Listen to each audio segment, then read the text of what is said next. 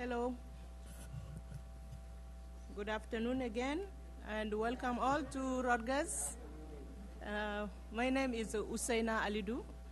I teach here at Rutgers University, and it's really a great honor to welcome every one of you here, especially our guests from Mali, and also our colleagues and guests who are teaching outside Rutgers, and the public, and all our supporters. Thank you so much. It's really a great honor. So our panel here is entitled Archaeological Report of All Timbuktus. And our first speaker is Hadley Kruzek Aaron from SUNY Potsdam. She is a historical archaeologist who has excavated historic period sites throughout the U.S. and the Caribbean.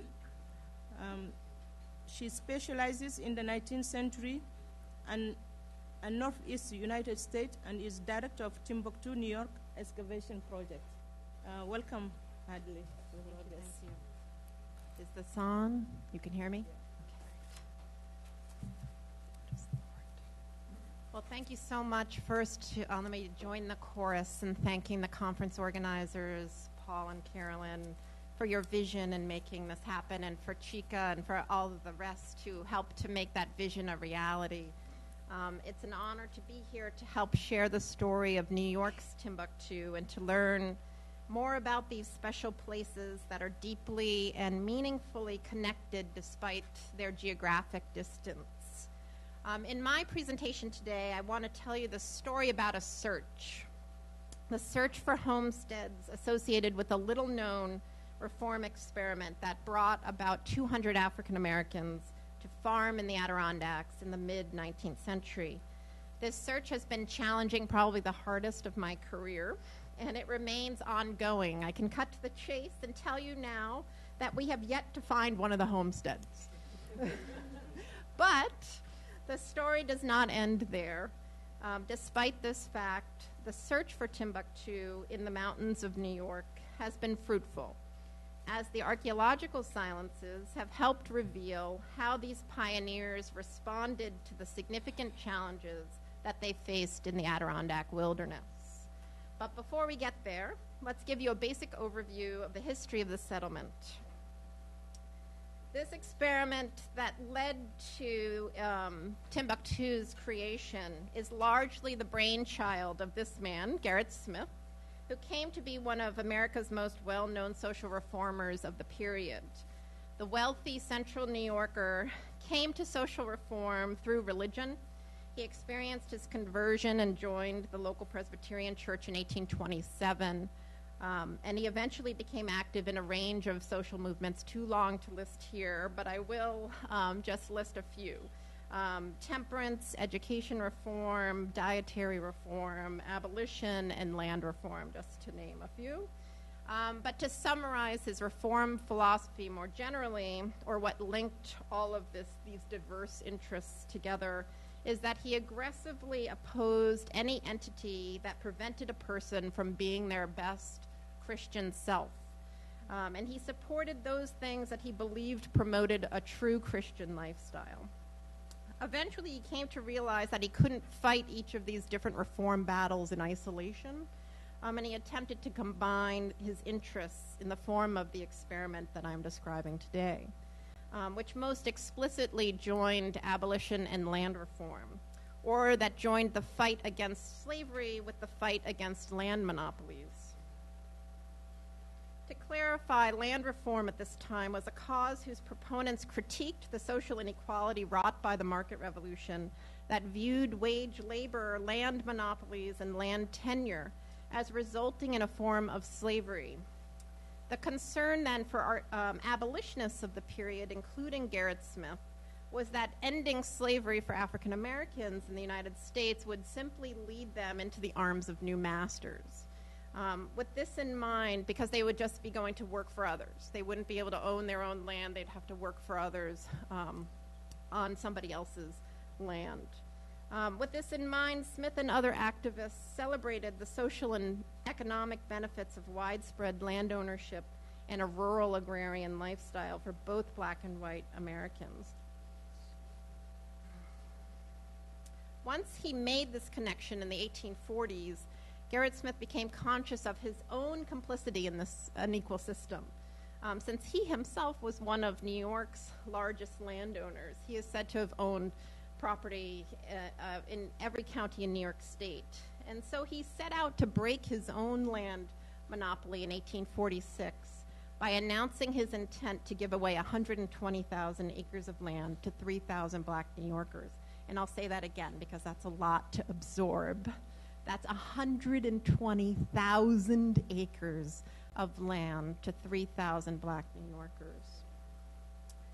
The reform experiment came to be celebrated by some of the most well-known black leaders of the period, some of whom Smith drafted as partners in executing his vision. These activists included Dr. James McCune Smith, Reverends Theodore Wright and Henry Highland Garnett, and minister and editor Charles B. Ray, who were charged with identifying potential grantees and publicizing the experiment. Frederick Douglass was also a strong and vocal advocate who celebrated and publicized the cause in his North Star newspaper. Smith's goals with the land grants were simultaneously practical and noble. As was already mentioned, he wished to break up his own land monopoly, and in the process, he was able to showcase his altruism and alleviate a substantial tax burden that he carried on these lands. You can imagine how much tax you would owe on 120,000 acres of land. But more notably, he hoped that his reform experiment would give his grantees who could not vote in New York State without owning $250 worth of property. So at this time, black males in New York had this property requirement that white males did not have. And so he hoped that this land grant would offer them a chance at both economic and political power through land ownership. By creating viable farms out of the Adirondack woods, Smith hoped the grantees would demonstrate the fallibility of racist justifications for enslavement, and thus the experiment would redeem the nation from the sin of slavery. So it was very much an anti-slavery statement as much as it was for just liberating and lifting up free blacks in the North. So it met many different goals. One of my favorite quotes is shown here, is the one on the bottom, which is from Henry Highland Garnett. And so he, at the time, was a preacher in Troy at the Liberty Street Presbyterian Church, and they actually printed a sermon that he gave right before a gaggle of grantees left Troy to go up into the Adirondack Mountains. And so this is one of my favorites. It goes on at length, but this line, "Take with you the spirit of freedom, plant the tree of liberty upon the mountain plains, that it may spread its branches far and wide." So you can get a sense of the scope and hope and the goals of this lofty experiment. The announcement was received with great fanfare in the reform press, and especially in African-American newspapers of the period, as I mentioned. But it attracted the attention not just of potential grantees, but of other reformers, including this little-known abolitionist, right, named John Brown, who decided to move to the Adirondacks with his wife, Mary, and their large family in order to help the grantees with their farms. And his house still stands today as a state historic site. You can go there to North Elba, and he's also buried there alongside some of his sons and other raiders there at the site. Around the time that the Browns arrived in 1849, two small settlements had formed in the Adirondack Mountains, including one in North Elba, as I already mentioned, in Essex County, and another about 30 miles north in and around Loon Lake in Franklin County. Smith and other writers indicated that at their peak, they attracted about 50 grantees and their family members.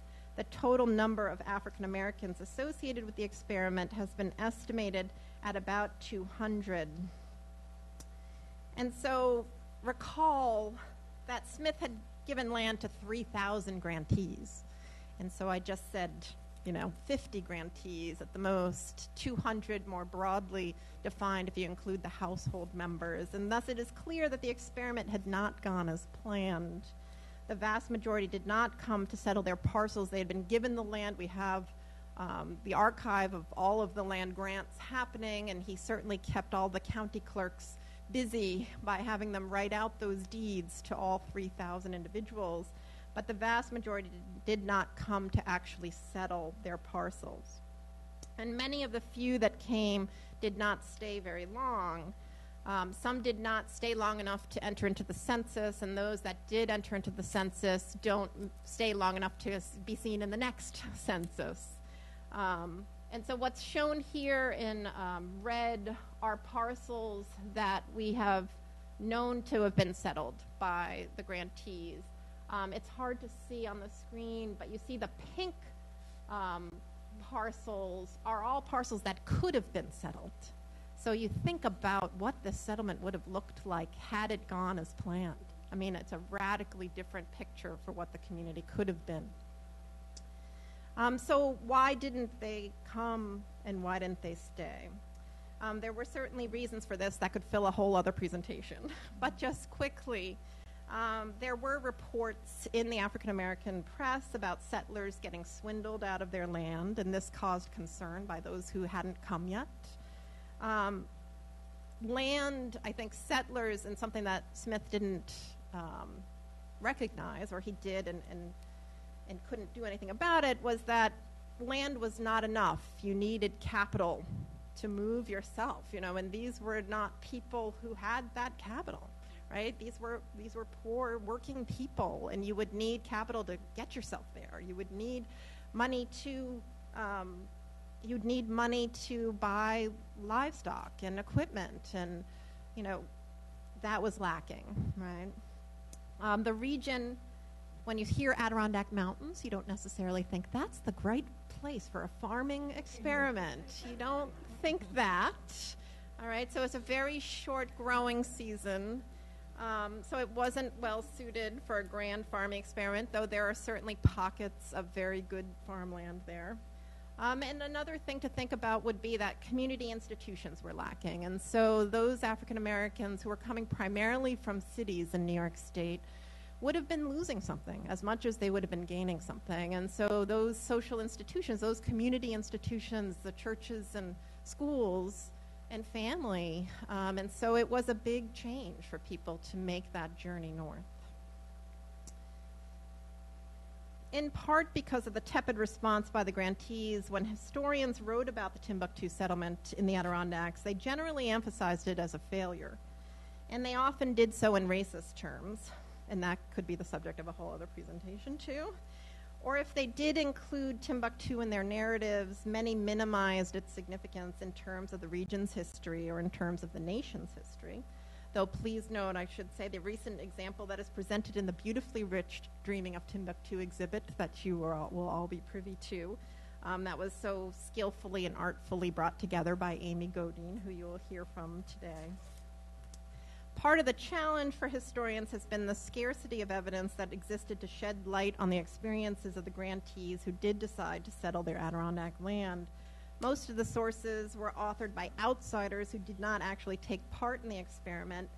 And this is where I saw potential for archaeology. When I heard about Timbuktu, I'd been working on Garrett Smith's estate, actually, in central New York. And when I heard about Timbuktu, I said, this is what archaeology is made for. This is beautiful. And so the Timbuktu Archaeology Project was born in 2009 with the following goals: to document daily life. And when we talk about daily life in archaeology, we're generally talking about consumption patterns. What were they eating, drinking? What kinds of medicines? Were they smoking? Were they using liquor, alcohol? How clean were their homes? How did they set up their farms? What were they doing for work? What kind of household production strategies can we discover? And then to engage stakeholders, including community members from the Adirondacks and beyond, and especially communities of activists and descendants, here broadly defined, since there are no literal descendants of the family I've been in particular studying right now. The work also trains dozens of my students, archaeology students at SUNY Potsdam, not only in field methods, but also in community engagement, since they work with these stakeholders both in the field and in the lab.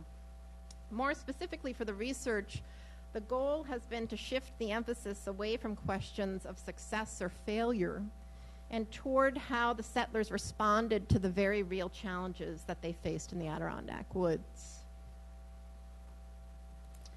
I decided to focus on the family of this gentleman, Lyman Epps. Unfortunately, I don't have a picture of his wife, Anna, in part because his family was considered the success story of the settlement, as they had stayed in the region for multiple generations. Lyman and his wife, Anna, came from Troy, New York, so they probably were in the audience to hear that sermon from Reverend Garnett. To Timbuktu in 1849, around the same time that John Brown got there, and they were very close, the Eppses and the Browns.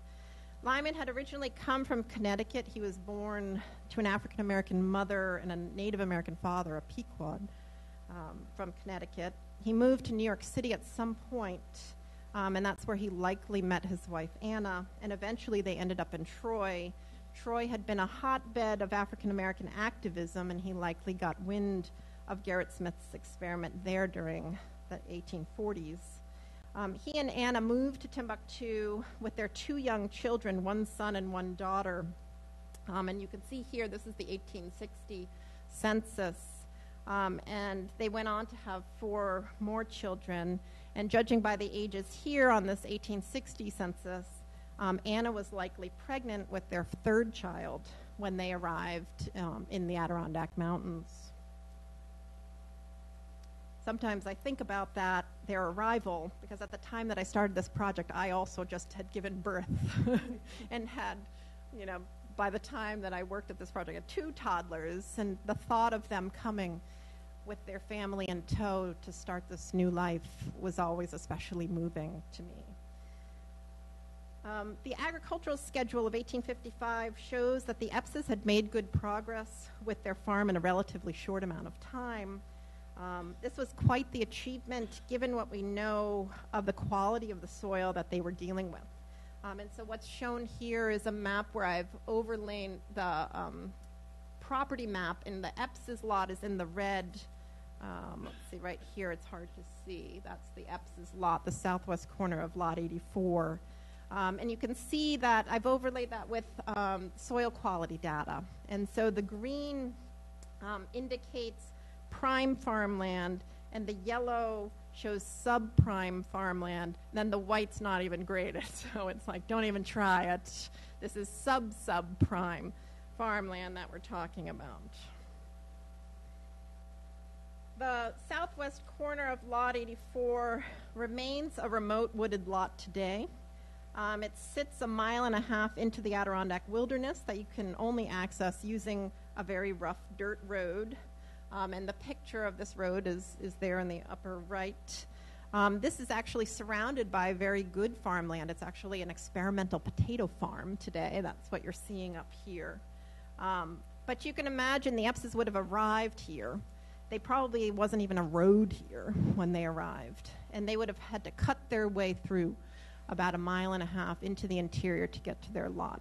And so imagine that with your 2 toddlers in tow.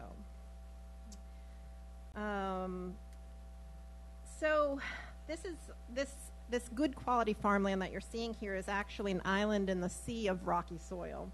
And from here you quickly find yourself in a dense forest, and eventually you arrive at the Epps lot, which is now owned by a second homer from Connecticut, which is kind of funny, who holidays in a 1940s era camp, and that's what's pictured there at the bottom. That's his 1940s home. In 2009, I got permission from that landowner to search his parcel for evidence of the Epps occupation. And search we did. We did, in addition to walking over much of the lot, and remember that these are 40-acre parcels that we're talking about. We used remote sensing techniques, from low-tech techniques like metal detecting to magnetometry and ground-penetrating radar, as well as excavation and shovel test pits, which are small round holes that you're seeing on the right there, as well as full-scale excavation in areas of interest. But the material culture that could be linked to the Epps occupation was scarce. There was a handful of cut nails, which could be dated to the period when the Eppses were there. But other isolated finds were not diagnostic, meaning we couldn't really date them to that mid-19th century time period, including the horseshoe pictured here, a harness attachment pictured here, a sled rail pictured here, logging sled probably. There were these isolated finds, but no concentration of domestic material culture or architectural remains from the mid-19th century, when the Eppses were said to have lived there. At the end of the 2009 field season, however, we received a great tip from a local whose grandparents told him that they had lived on the Epps lot at the turn of the century. This is a photo that he provided of that homestead, which they occupied after Lyman Epps died and his family finally sold off their original Timbuktu lot. This descendant's testimony led us to another document, this map from 1900, which shows where the structures in the photograph could be found, which is boxed in red there. What's interesting, if you look at this map, is that the structures were on land just north of the Epps lot. Okay, so you see where the Epps lot is marked right here. And so we're talking about up here in the northwest corner of Lot 84. And so the question became, were these the same buildings that the Eppses lived in? And if not, did they build them where the Eppses had lived at mid-century? And so we continued our testing in this location for 2 more field seasons. This is in the area on that map. There's still a clearing in the woods, a mile and a half in off the road. So in and around this clearing that still exists, we continued to search for evidence of the Epps occupation, and this time we found a plethora of artifacts associated with the household, including stove parts and bottle glass, which you can see here. You can see this is a shoe, boot fragment, heel fragment. There's lighting glass in the mix here. There's actually shoe leather over here, right there. Toys, other personal items. There was a porcelain doll fragment. We've got canning jar fragments, pressed glass bowls, a porcelain figurine. On the lower left is a maple sugar spile, so they were doing tapping for maple syrup. Ceramics, and what's in the bottom right is a suspender clasp, so dress-related objects as well. But what became clear here was that this material dated to the turn of the century and not to the mid-century when the Eppses were there. And so our hunt continues. But as I mentioned at the beginning of my talk, this search has not been fruitless, for the ephemerality of the Epps homestead can be interpreted as a consequence of a strategy that the Eppses may have employed to increase their chances of success in the Adirondack woods. That is, that they may have occupied land that was not their own, perhaps because it offered a better site for farming. They may have made use of the fact that many of the surrounding parcels were never occupied by their fellow grantees. So you can see we're right here. This is where they should have been in this dark red.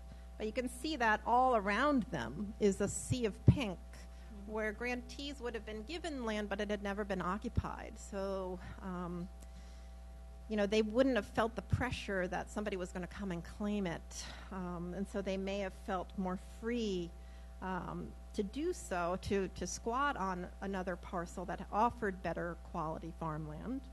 And they may have employed this strategy until they had raised enough money to purchase a new house, which they did in 1862. So they moved from their remote wooded lot that they had lived in for more than a decade and moved to Lot 88, which is right here, closer to town, which it's a big move up. It's out of the woods and into a frame structure.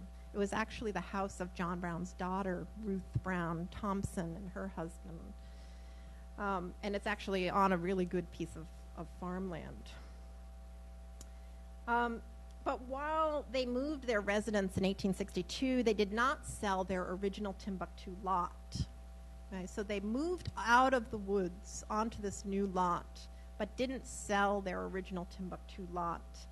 And so why didn't they? I suspect that the Eppses may have maintained ownership of this land in part for symbolic reasons, as they may have wanted to honor the legacy of the experiment that others had claimed to be a failure. Likewise, they also may have continued to see its economic value, as tax records show that they were using the land for its timber resources, which likely explains the smattering of possible logging-related artifacts that we found on the parcel. So you remember the horseshoe and the logging sled and other things. So the preliminary result from our search for Timbuktu then is not a failure narrative, but a story of how one family creatively and actively sought opportunity in the Adirondack wilderness. This family had traveled to the wilderness to carve out a new life and make a statement about freedom. And even amidst the archaeological silences, and in fact because of the archaeological silences, that call for freedom can still be heard. Thank you very much.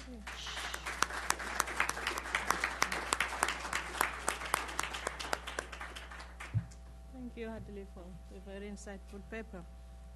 We now move to Christopher Burton from the University of Memphis. Burton is trained in historical archaeology and specializes in the networks, race, class, and gender. His earlier research focused on Timbuktu, New Jersey, and his latest book, Historical Racialized Toys in the United States, focuses on the socialization of Victorian-era children in ideologies of race. Thank you, Dr. Burton. Thank you. Salam alaikum. Buongiorno. And to my fellow Jersey brothers and sisters, how you doing? Thank you so much for having me here.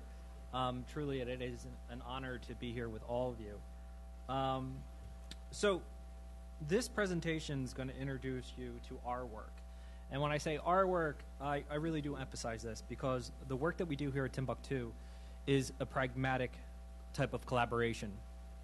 And that really touches upon one of the two central themes here.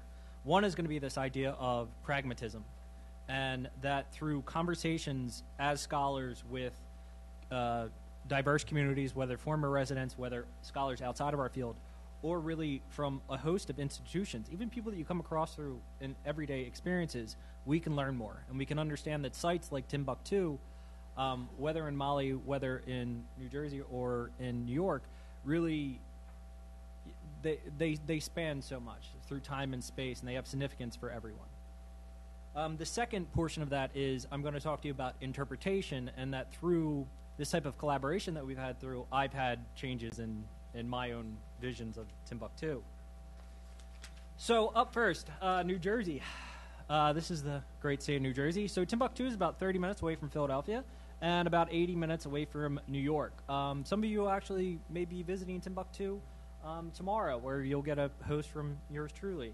I won't be as dressed up, though. I just have to give that forewarning. So a little bit about the history. The spatial boundaries of Timbuktu have shifted through time. However, the quote-unquote core of the community, roughly about 40 acres, is located between the Rancocas Road, which is right here, in the north, Rancocas Creek to the south. To the west, we have Blue Jay Hill Road, and to the east, we have Church Hill Road. So a little bit about the history of Timbuktu. I'm just going to brush upon it because one of the descendant community members, Guy Weston, he'll be here later. He'll talk much more about it. But Timbuktu, affectionately known as Buktu, was founded around 1826 by formerly enslaved migrants from Maryland. Now, given the issues of economic class and social class, a lot of these people were placed at the lower end of the economic spectrum. At the peak of the community around 1860, there was about 150 residents, including a cemetery, which many of you will see, as well as an African Methodist Episcopal Zion Church and a schoolhouse. The community started to decline around 1880 to 1890 as the need for a protected community no longer really existed. However, several families continued to stay around the area, and today there's actually several residents who claim descendancy to the 19th century community, and there's also a descendant community members in the nearby areas. So this is where we get into the Timbuktu Discovery Project. So the Timbuktu Discovery Project is a collaborative group of archaeologists, descendants, scholars, and West Hampton townships. Don't worry, archaeologists don't come first. That's just alphabetical, okay? So the goals of this project have been to better understand the history and the archaeology of Timbuktu, to interpret Timbuktu for the broader public, and to conserve and protect the site for future generations. Now, this gets into an interesting kind of tidbit here. I am an archaeologist. I'm actually an anthropologist trained in archaeology. And I have a very, very unique set of skills, right? This is my Liam Neeson conversation. But I'm not the gatekeeper of the past. I don't monolithically hold a key to understanding history and everything that happens. But rather what we try to do is we try to use a pragmatic conversation. And when I'm saying pragmatism, I'm borrowing from Cornel West and also from Rory's work. Here, in this regard, the people, former residents and descendants, are not seen as resources or data to be mined, but rather they're seen as equal partners. And the purpose of this is that we're trying to expand our dialogue so that we take archaeology away from being purely an esoteric endeavor relegated to the classrooms or site reports, but instead we show that archaeology has meaning, that archaeology can not only understand the past, but understand us, what we're doing in the present, and ultimately, hopefully, try to change the future. So, in 2009, the West Hampton Township was able to acquire this portion, roughly 4 acres of the 40 acres right here. And in addition to that, they were also able to pay for a geological survey. So this included a magnetometer as well as ground penetrating radar. So a magnetometer is basically like a metal detector on steroids, for lack of a better term. And a ground penetrating radar is basically what it sounds like. It's radar, but for the ground. So what happens is the geophysical team conducts their test, then they come up with interpretations. So this is the basis for their interpretations. If you're looking at the green squares, they represent possible structures, dwellings, outbuildings, as such. The purple represents, there we go. The purple represents alleyways and streetways. And then, if you can see it, these little dots here, they represent potential shaft features. So these could be anything from a well to a privy. So in collaboration with the Timbuktu Discovery Project, we selected Feature 13, seen here, as the first area for excavation, or what we would like to call ground truthing. So the reason why we selected Feature 13 was that it had a house site on it, also a potential outbuilding, and a potential shaft feature. A little bit about this site. So Feature 13 is actually referred to now as the Davis site. It's a 20 by 100 foot small piece of property. William Davis acquired the property in 1879, where him and his wife Rebecca raised their house. It's a 12 by 16 foot, really small house, likely built on top of piers. Here they raised 5 children. So this is 7 people living in a 12 by 17 foot house, and we'll actually come back to that. A little bit about William Davis. So William Davis was born in 1836. He was actually freeborn in the town of Northampton, which later becomes part of West Hampton. Davis worked as a brick molder growing up, and that's going to actually come back to later our story when we talk about the archaeology. So one of the things that William Davis did, too, was he enlisted into the United States Colored Troops. This is kind of an interesting thing because he wasn't forced to. Instead, a man who had never been born into slavery, never had to deal with the shackles of slavery, still volunteered to try to fight it so other people didn't have to deal with it. And I think that's something he should definitely be commended for.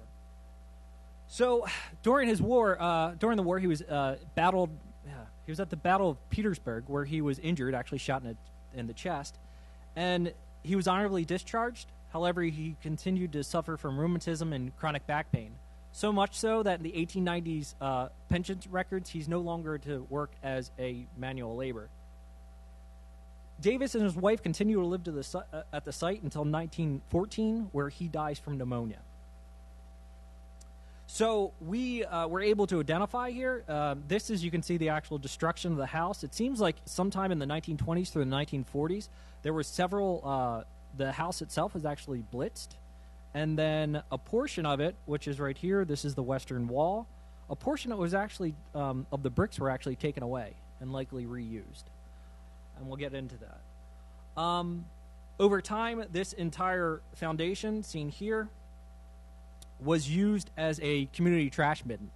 In this area, we pulled out over 15,266 artifacts, if my mind does serve me right. We saved the exterior of the foundation here purely so we don't lose the walls. Oh, and the 3 circles, because everybody was asked about 3 circles. We do that to make sure that we've reached sterile soil. Okay. So fieldwork. So we had everybody come out who basically from 8 years old to 80 to come out to help us dig, and that was actually a really purposeful thing. Not just for the free labor, but because we wanted to create an interactive learning experience here. So for 3 field seasons, we hosted really anyone, any public member who may be interested, people who came out and helped us excavate, or even people who came by and just simply told us stories about Timbuktu or what they remembered. This personally was actually a really moving experience for me.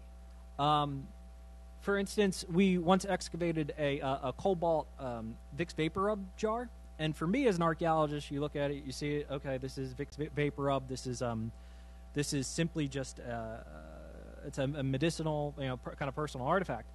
But for one descended community member, Mary Weston, who's here, the object took on a completely different meaning, right? It brought back to her a story of, when she was a child and her mother used to put Vicks Vapor Rub on her chest.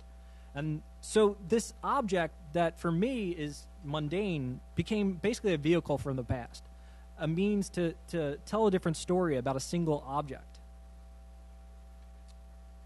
So in my work, I'm trained in Marxist theory and critical thinking. So that's really kind of the perspective that I brought into this.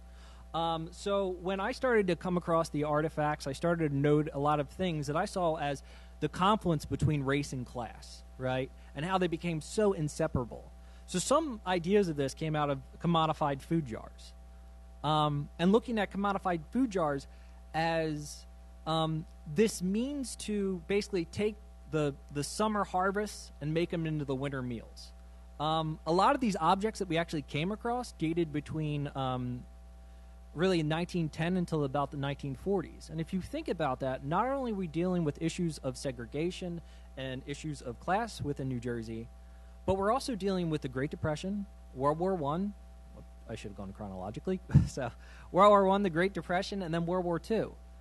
So a lot of my work tried to develop this idea of a theory of improvisation, and what it basically, building on the work of Bourdieu, what I was trying to state was that people who are living on the lower end of the economic spectrum, we as archaeologists has always seen it as, people who are quote-unquote poor are going to buy the cheapest things, the easiest things to come across. But what we started to find at the Timbuktu was that that wasn't simply the case. That rather people become learned, or they become socialized into this understanding of what to and what not to select, and that they're active participants within this consumer behavior. Another example of this was actually peanut butter, my favorite artifact of all time, by the way. Everybody was asked.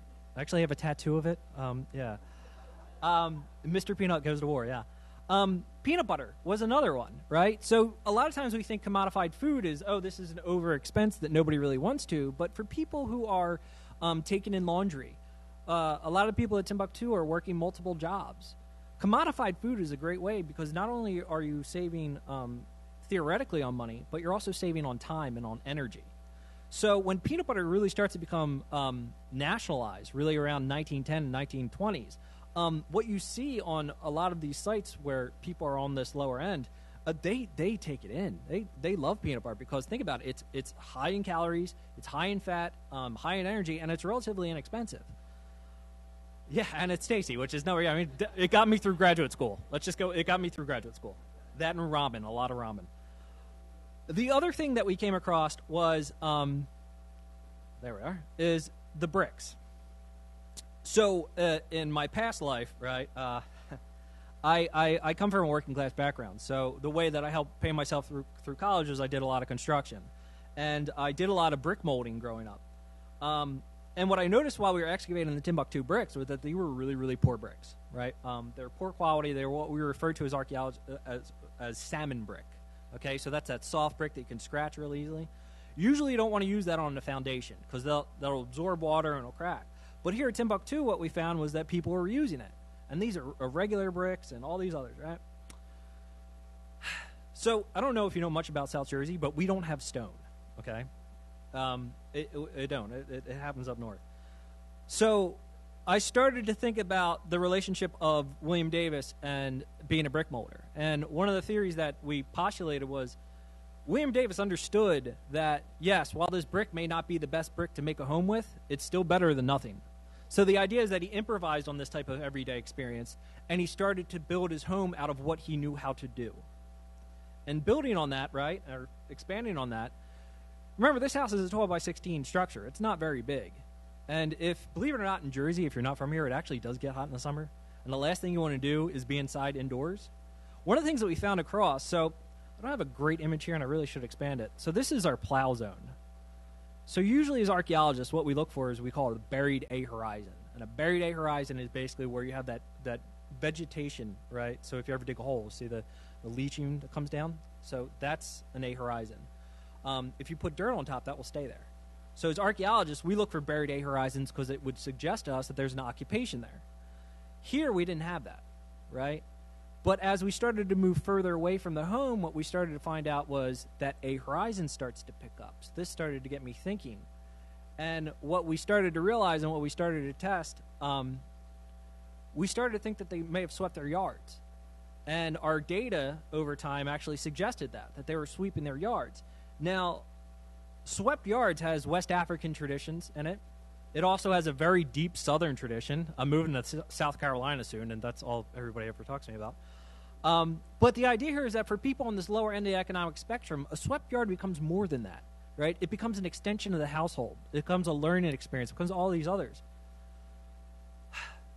So my own pessimism of me dealing with my Marx, my Marxist theory, and thinking about this constant dialectic of the bourgeoisie and the proletariat and how does class and all these other things really kind of skewed my understanding of Timbuktu. And it kind of created this into a narrative of oppression, right? But it was through my conversations actually with one of the descendants who will be speaking here later, Guy Weston. He helped me to change that, right? Guy started to say, listen, the story of Timbuktu isn't a story about oppression, but it's a story of triumph and perseverance, right? And I know, you're sitting here like, this is some, middle-aged, bald white guy sitting here telling us about, race and oppression and all these other things, right? But the thing is that I learned more about this. I learned more about archaeology and about experiences and meaning through my conversations with people. And what my conversations with Guy came out was this idea of desire and ideology, right? So we know that these people are on the lower end of the economic spectrum. But what we find is that they're acquiring things, right, for display.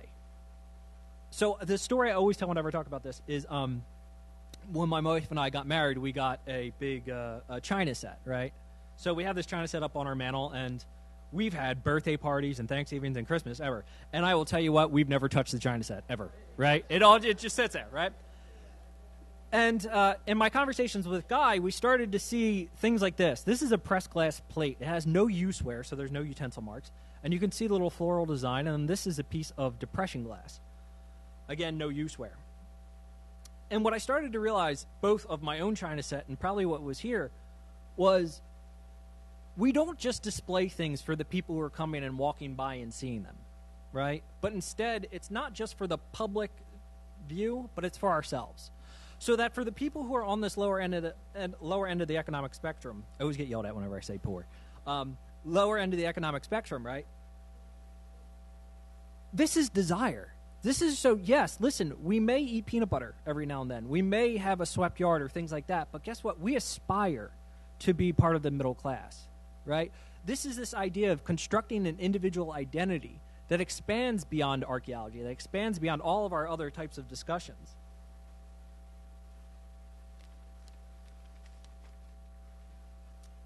So at Timbuktu, what we try to do is we try to understand the past. we try to understand our conversations and try to complex, or at least try to challenge and complicate the narratives that we've had about New Jersey, right? Our perceptions about race and class in New Jersey. We do that through the excavation in the present, through our collaboration with descended community members and former residents. And finally, within the future, we're living in a volatile political landscape where ideas, right? Where ideas of that we live in a post-racial society, or that issues of class no longer exist, or issues of gender. And what we can show through the archaeology that we do through this type of collaborative process is that we can challenge it. And hopefully from understanding the past, we can ultimately change the future. Thank you very much.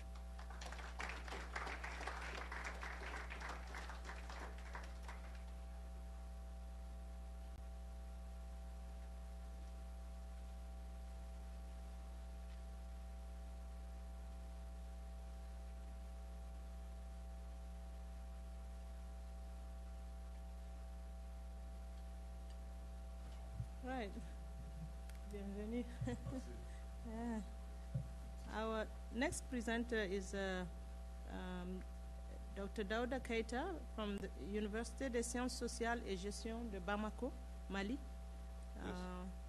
Keita is an archaeologist who has directed many archaeological excavations in Mali.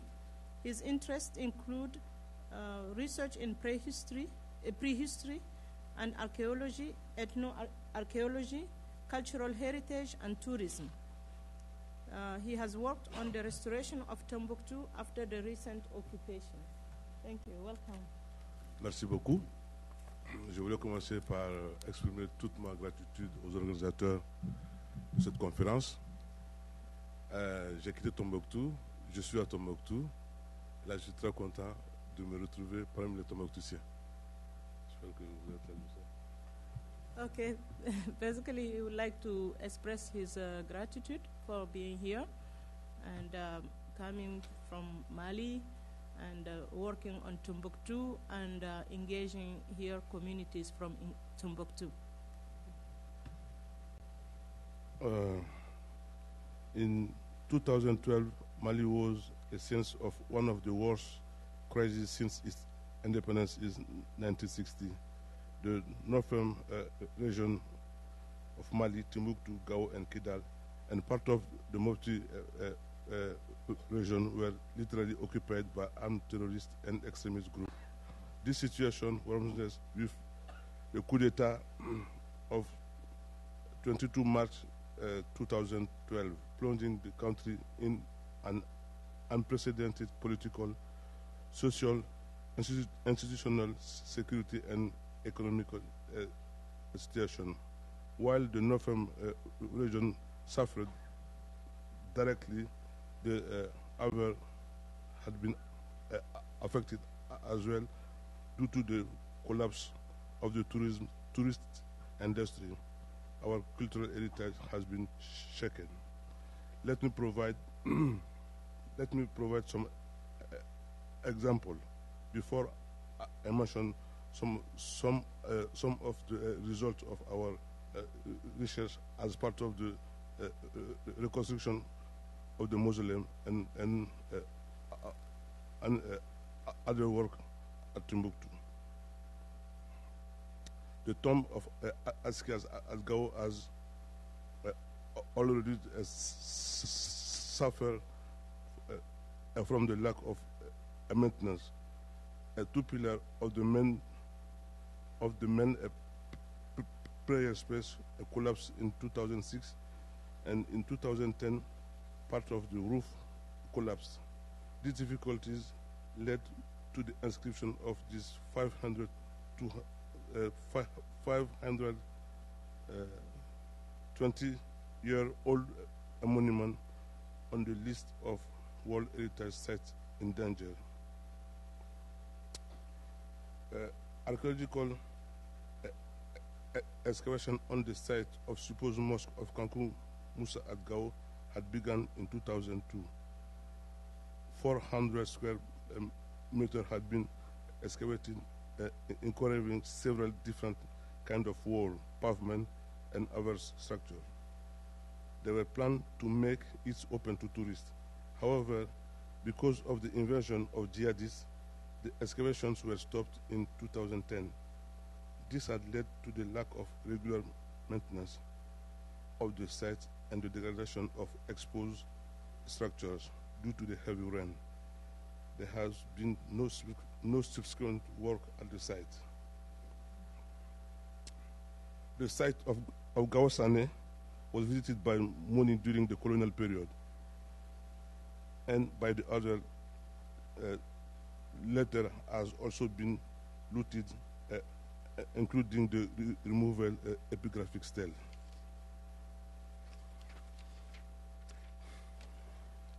This has also been the case in the inland Niger Delta and the over central Malian region. A clandestine excavation of the archaeological sites of Genegeno and surrounding have been recurrent since the year 2010. Numerous pillaging holes are perceptible at the archaeological site near villages such as Kobasa, Souala, Senosa, among the others. In December 2014, illicit excavations were carried out at the archaeological sites in Bore area in the circle of Duenza. These sites have been literally gutted by local people and by strangers looking mostly for beads. At one time, there were more than 3,000 people pillaging the site. The most recent case is the looting in August 2016 of the site of Gundi Turela, located 75 kilometers to west from Nyono. There were reports that looters made off with a fortune in objects made of gold, copper, iron, as well as beads and ceramics.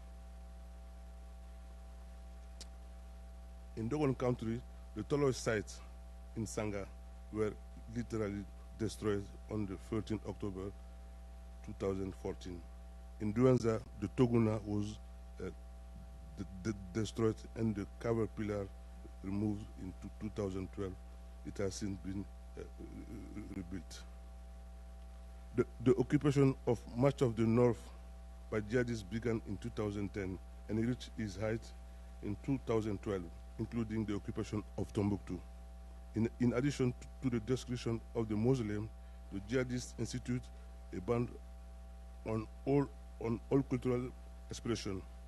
This, along with widespread insecurity, has brought tourists to a completely halt, formerly a vital sector for the local economy, as revelated in this chart showing data on the flow of tourism into Timbuktu hotels across the country that have closed and the resulting loss of employment. The city of Timbuktu has been particularly affected in various ways. The municipal museum was ransacked. In 2012, the sacred door of the Sidi Yahya Mosque was vandalized. The door protects the vault that housed the Muslim of Muhammad Nadi, the first head of the city, and that of the Sidi Yahya himself, the holy protector of the city. According to a tradition, should this door be open or damaged, the result will be a misfortune for the city.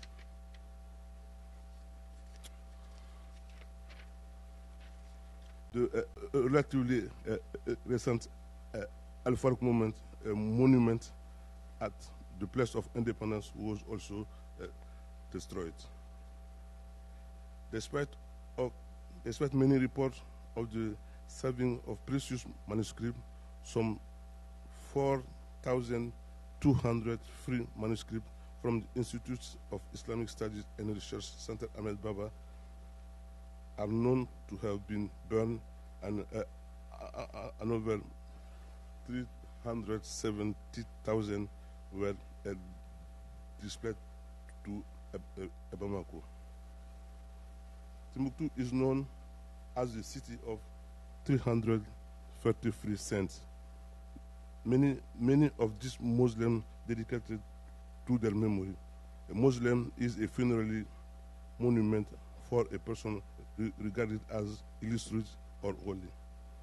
Of quadrangular form, the mausoleum of Timbuktu are ancient constructions in earth of various forms, often covered with stones. They are said to protect the city against misfortune. They are also votive place and place of a pilgrimage. The mausoleums are not just located in cemetery. They are also found throughout the city, beside the street, near the mosque, in private home and compound, and even in the military camps. So Muslims include the single burial, others include the remains of several saints. In addition, there are also burial of faithful followers around the Muslim. The Muslims express the cultural diversity of Timbuktu because among the same there are Songhai, Arab, Fulani, Soninke, and others. However, between June and December of 2012, at least 15 of the Muslims were damaged or destroyed. In view of the situation, the government of Mali, in collaboration with UNESCO and with financial support of France, organized an international meeting of experts for the safeguarding of the Malian cultural heritage. This meeting in Paris on 18 February 2013 at UNESCO headquarters resulted in the adoption of the action plan for rehabilitation of damaged cultural heritage and the implementation of measures for the safeguarding of manuscripts. As a product of the reconstruction of the mausoleum, it was deemed essential to document the destruction and to carry out archaeological excavation of the destroyed property. It was in this context that a mission composed of archaeologists, including myself, and an architect carried out research on the mausoleums.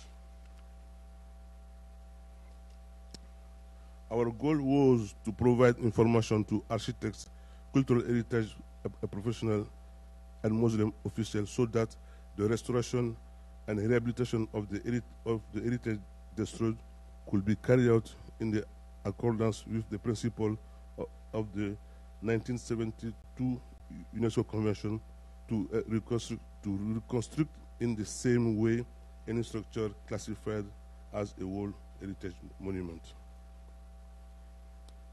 We collect information from local resource persons, including Mason and Muslim officials. The descendants of the saints are responsible for the Muslim, and each family has its own family of Mason. The archaeological part of the project was to understand the structure of the Muslims, to identify materials used in the construction of this building, to understand the construction techniques, and finally to carry out the work of restoration and rehabilitation according to UNESCO principle.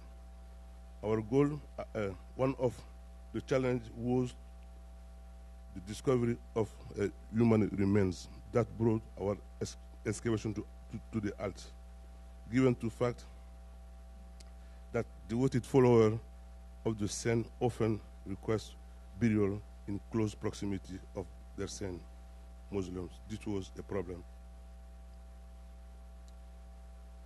Excavation were carried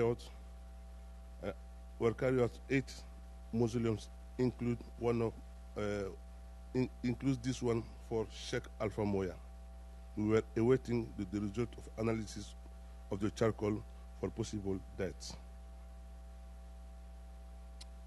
The excavation revealed that the wall of most of the museum are made up of different layers whose thickness varied between less than 1 meter and 1.5 meters. These differences layers represent additions made during regular maintenance over the century, including modification of the form, giving the mausoleum more of a pyramidal appearance than the original form.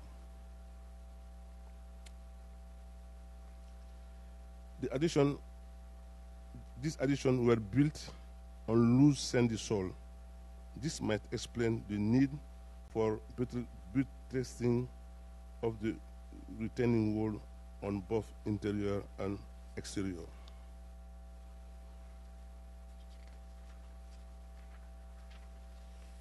The walls are made with two types of bricks. Mud bricks called Kamba Fere, handmade brick, or Koira Fere, brick of the city. Limestone brick extracted from the carriers not far from Timbuktu called Al-Hor.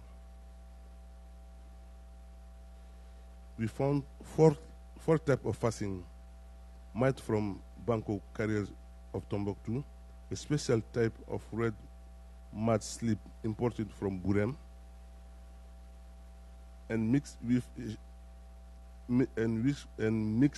shea butter to produce good quality fastening.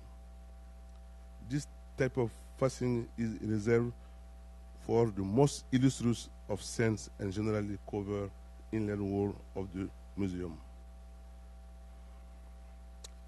Limestone cover in the form of briquettes or slabs and used for exterior facades of buildings and mausoleums. More recently, one finds the use of Tyrolean fastening, a mixture of paint and cement and sand projected onto the wall. Among the archaeological remains discovered during the excavation were ceramic shards with decorative motifs. We excavated a shard from a polychrome and varnished porcelain container that indicated contact and exchange with the Mediterranean basin. We found 2 cowrie shells during the excavation of the mausoleum of Alpha Moya. Cowries, as you may know, were a form of currency and also served in the practice of divination. We also found some tools from the grinding. A pipe with a tin polished and slipped wall was discovered. It is of ovoid shape with a fairly high bowl and a reduced base. The colonial archaeologist Raymond Moni believed that pipe must date after the Moroccan invasion and the Battle of Tondibi in 1591. We found also the fragment of sandstone block and ceramic shard bearing Arabic inscription. They are certainly occult objects with favorite Quranic verses of the saint or prayer deposited by devotees.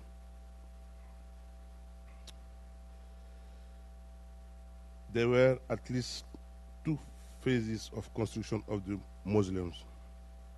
The first and the oldest representative by the construction with handmade bricks, Kamba Fere or Koira Fere. These walls are less thin and the coating is exclusively made of mud. Al-Hor construction represents the second phase. The use of the limestone brick mortared with banco expanding in the base represents an innovation. The addition of wall in Al-Hor seems to represent a need to reinforce the original Kamba Fere or Koira Fere. More recently, the cement had been used with Al-Hor to slabs to face them.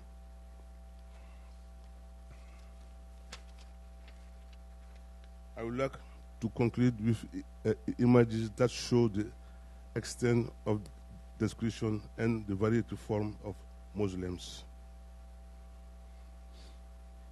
We have done our work on the reconstruction. It's now the time for the people of Timbuktu to take responsibility for the maintenance and endurance of the Muslim within the context of peace. Thank you.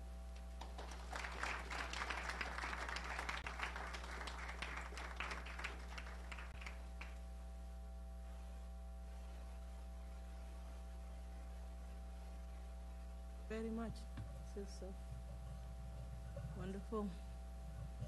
So this is time for questions, comment. Yes, please. Oh, there should be the mic. Oh, sorry, please. Yes.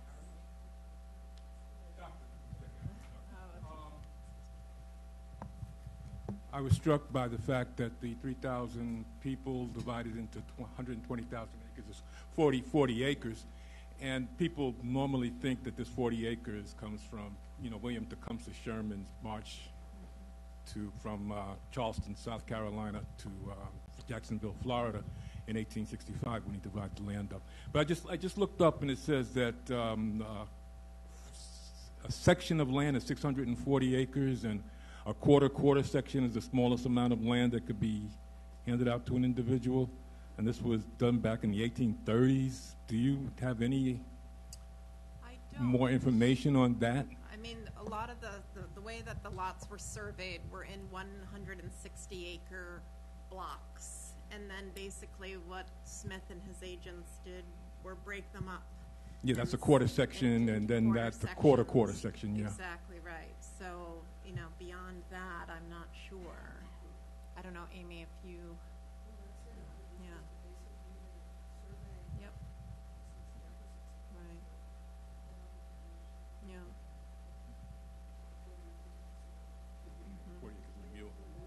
Mule. Yeah.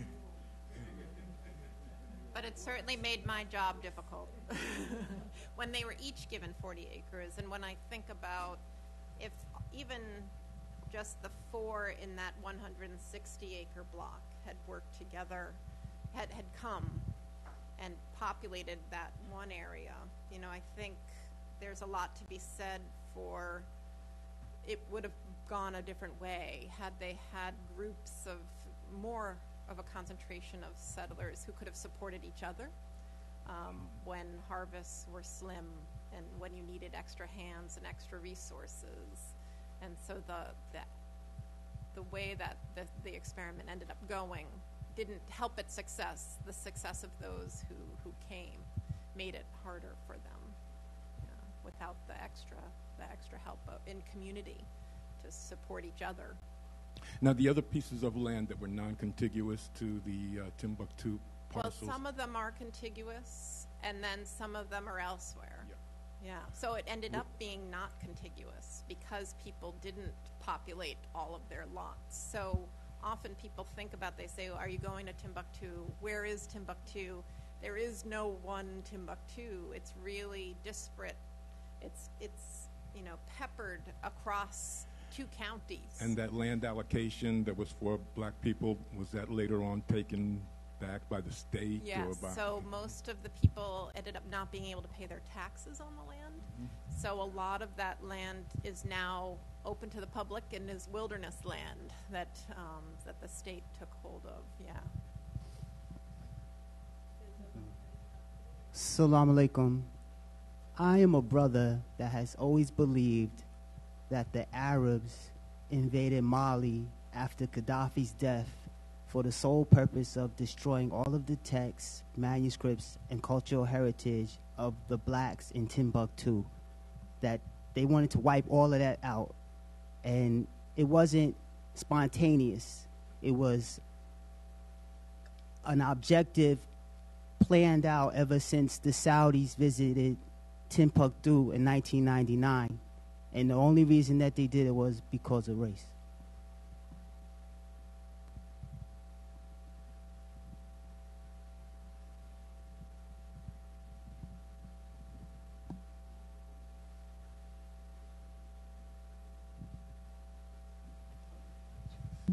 Should I go?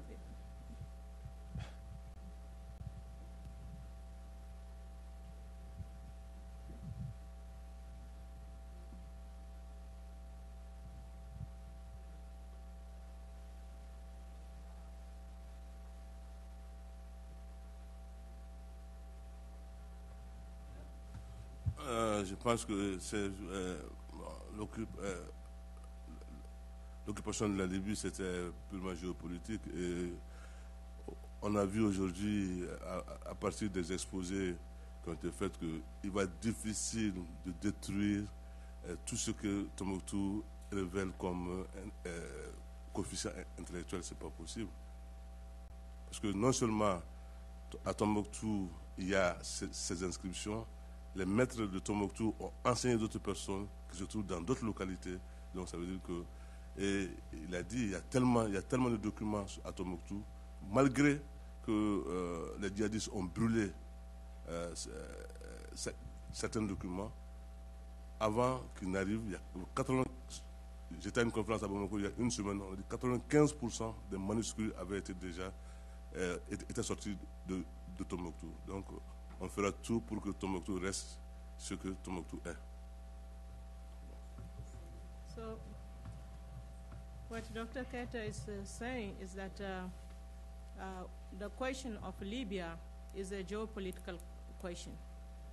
So, however, what must be understood is that the knowledge base of Timbuktu could not have been wiped out completely, because before even the arrival of the jihadists, more than 95% of the manuscripts have been transported to Bamako. But that is the question of tangible knowledge, tangible document. But at the intangible level, knowledge resides because the scholars of Timbuktu have imparted knowledge, have been teachers of people coming from so many horizons who have benefited from that knowledge. Therefore, that impact cannot have been erased. That's a philosophical position. So I have a question about New Jersey and New York. Is there any evidence about how folks were able to make a connection between Timbuktu on the continent and how they got the names in New York and New Jersey?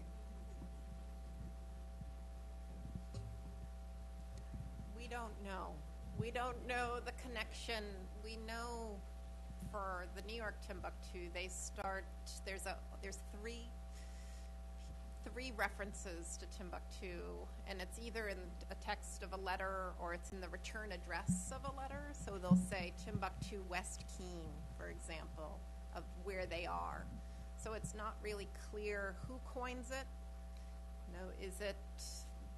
Was it John Brown, or was it a settler? Who was it? Garrett Smith? It's not clear. We have no written evidence of where it comes from or what the origin is for our New York settlement. Yeah, I would say for New Jersey. Really, the first time that we see the name Timbuktu is 1849 map. Right, I'm just looking at the 1830 deed. Sorry, like resident historian, right? I just dig holes. But it's kind of one of these things. Is it the people who are moving there? Do they have this, this memory, or at least this knowledge of this, great medieval city that they're trying to carry over, or is it used more by the white community in the area as a means of othering? Like, oh, that's Timbuktu. That's 2 miles outside of here. That's where the other people live. And that's kind of one of the things that we actually see in terms of some of the newspaper accounts, is this kind of process of othering that we see. But I can't really give you a definite answer on that. It's more like speculation. Yeah, we were talking about this at lunch as well, and Amy and I were talking about this and thinking that they certainly would have known about it from the black press, from African-American newspapers of the period, from explorers' accounts being reprinted in the North Star and other newspapers. So it would have been a part of the vocabulary. It's just not clear who is the one choosing it and what connection they're making. Is it a connection that it's remote? Is it a connection that it's this civilized center of achievement, and promise? So it's not, nobody articulates that in our context. Hi. Sorry, we have a colleague who would like to. Mr. There is a respondent here. Mr. Mohammed Yete would like to respond to that question. Please. If it's From Timbuktu, he would like to respond. Thank you very much. Me, I have one question and commentary. Okay. The question about New Jersey, Timbuktu. When did it was found, the foundation? Second, when you write it Timbuktu with C. But in Timbuktu, we know we put it in K. Why? Okay. And do you have the relationship, this Timbuktu and the real, the old Timbuktu? Okay.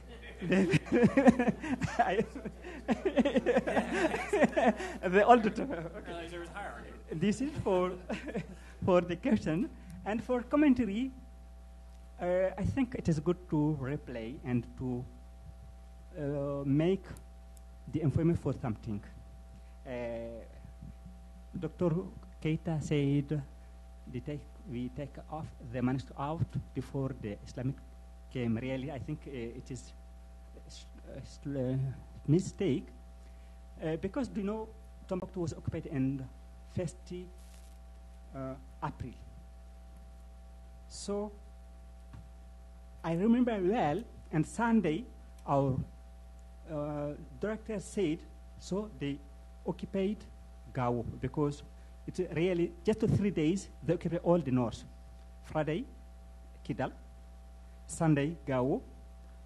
Monday, Timbuktu. So when they occupied Gao, he said, so we must be careful. Do what we can do to take some computers, hard drives, and the other thing which we can take. Everybody must take something to house. But for Moscow, we have a lot, so we can do anything about them. Then we left to Bamako. The 1st June, Dr. Maiga and me, Abu Bakr Maiga, director said, go to Timbuktu to see how is the area. We can do something about money or what? So we went there and I left my LitTech in Timbuktu the first time. It was an opportunity for me to take it back and to see if the money are safe that time. And yes, what happened? In Timbuktu, we have 2 locals, the old and what we say new, built by South African country. We say Tabumbeki project. So really, we wanted to move to the new building, but the event happened before that. So we had a lot manuscript, about 24 something, and old building. And we have just about 11,000 in the new building.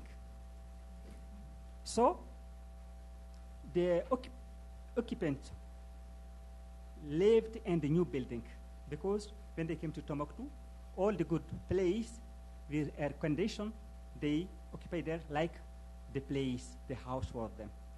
Why in the new building we couldn't go inside, but the old, it was free. So our director institute, Ahmad Baba, director, and Savama organized how to take the manuscript to Bamako. So this is how we took the manuscript from Timbuktu. I think it is good to explain something else. The beginning, just the first week, I remember some people we don't know who exactly. We went to a new building where we have the money, the contability. They break in a window to look for a money.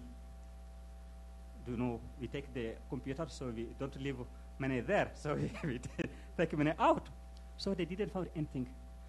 The Islamists at that time, they paid 50,000 francs CFA to repair the window.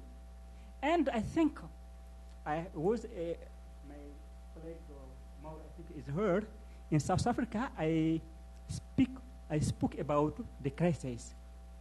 What will be happen for manuscripts in 2012? I said, for me, we have the condition, four conditions. For me, the Islamists never destroy the manuscript, but they can do it. They can do it. Why? Do you know they have what we say Wahhabit ideology, and the manuscript we have something we speak about the secret. If you write this, we will find the money. You will be lucky, and it may be they make the confusion and they destroy the manuscript. This is one possibility. The second possibility, how they will leave Timbuktu by force, because by we can say military. Then it may be we will destroy the manuscript. The third, what will be happen when they feel a week before they leave? So I think the third possibility, what happened? When they destroy the manuscript, it may be just before they leave or when after they leave, some people came to destroy the manuscript. Because what happened? Because they were awake at that time, and it may be to what we say vengeance. So they did it. So just this is I want to inform you. I think it is good to say it is good your point. Thank you very much. Thank you very much. So, well, the great thing about this kind of dialogue is to open it so that we have more opportunity outside panel to continue the conversation. So thank you so much for and thank you. All right, well, I'm really glad for an opportunity to speak a little about the subject here, the public in our Timbuktus. In my case, the Adirondack Timbuktu in North Elba, Essex County, New York. We're looking today and tomorrow at what our Timbuktus have in common, and the first thing, obviously, is the name. But first, let me speak about what my Timbuktu doesn't have in common with the Malian original or the Jersey version. It isn't on a map anywhere, ever. It shows up nowhere. How can we be sure it was even real? As Hadley said, a few settlers allude to it in a few letters in the late 1840s, 1850s. That's it. That's our evidence. One of these letters comes from a black pioneer and settler. He uses it as his letterhead, as his address. So it was a place. More famous mentions are in letters. This has to come down. There we go. From the white militant abolitionist John Brown, a neighbor of the Timbuktu settlement whose posthumous fame for what he tried to do at Harper's Ferry in 1859 made him a symbol of the anti-slavery struggle around the world. Garrett Smith, the founder of the settlement we call Timbuktu, never mentions Timbuktu by name. He writes of his little colored colony in North Elba, but of Timbuktu, never. That's what he calls it, in quotes, as does John Brown. Neither did any of his black land agents, even those who toured these settlements. They wrote of visiting the deed holders in their counties or their townships, but never we saw Timbuktu, and this is how it struck us. Antiquarian county histories make mention of the black settlers near Brown's home, but not until 1921 would a regional history book identify Timbuktu by name, and then it would disparagingly describe it as a touch of pure Negroism. Most 20th century accounts of Smith's land distribution effort neglect to name it also. There was no school named for Timbuktu, no church that held this name, no graveyard named for this neighborhood, nothing. Garrett Smith's first biographers don't mention it, and neither did John Brown's. So little wonder that speculation has rushed to fill the mystery and theories never proven about where Timbuktu was, how far it extended, who first named it, and above all, what this name signified are rife. One late Adirondack historian once suggested to me that Timbuktu was largely understood by people in North Elba, she meant white people, as an insult, a pointed dig at its Tehillim back remoteness and the impossible, ineradicable Africanism of its residents that would always keep it alien and marginal. This same historian also offered, and this view has enjoyed wider currency, that if it was named in a sympathetic spirit, the white anti-slavery fighter John Brown had to be the one who came up with it because only Brown, she felt, ever demonstrated the concern with ancient history that would have embraced this name with pride.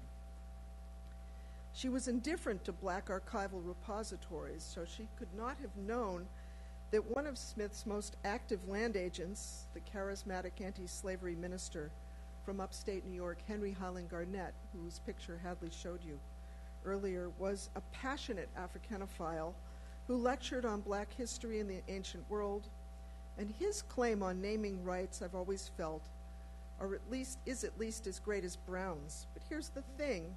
Garnett never mentions Timbuktu in his talks or his writings on Africa. His great interest was Ethiopia and Egypt, not tribal regions to the west. More recently, some historians have asserted that Timbuktu was named by its first black settlers, and I'd like to say this too, but evidence is lacking. What we can say with assurance, and that is relevant for our gathering here, is that Timbuktu in Africa in the first half of the 19th century owned a provable cultural resonance for black American activists and intellectuals. The black American newspapers reported eagerly and fully on news of exploration parties to this city. I'm thinking of the Colored American and Freedom's Journal and some others, the Impartial Citizen and others I'm forgetting right now.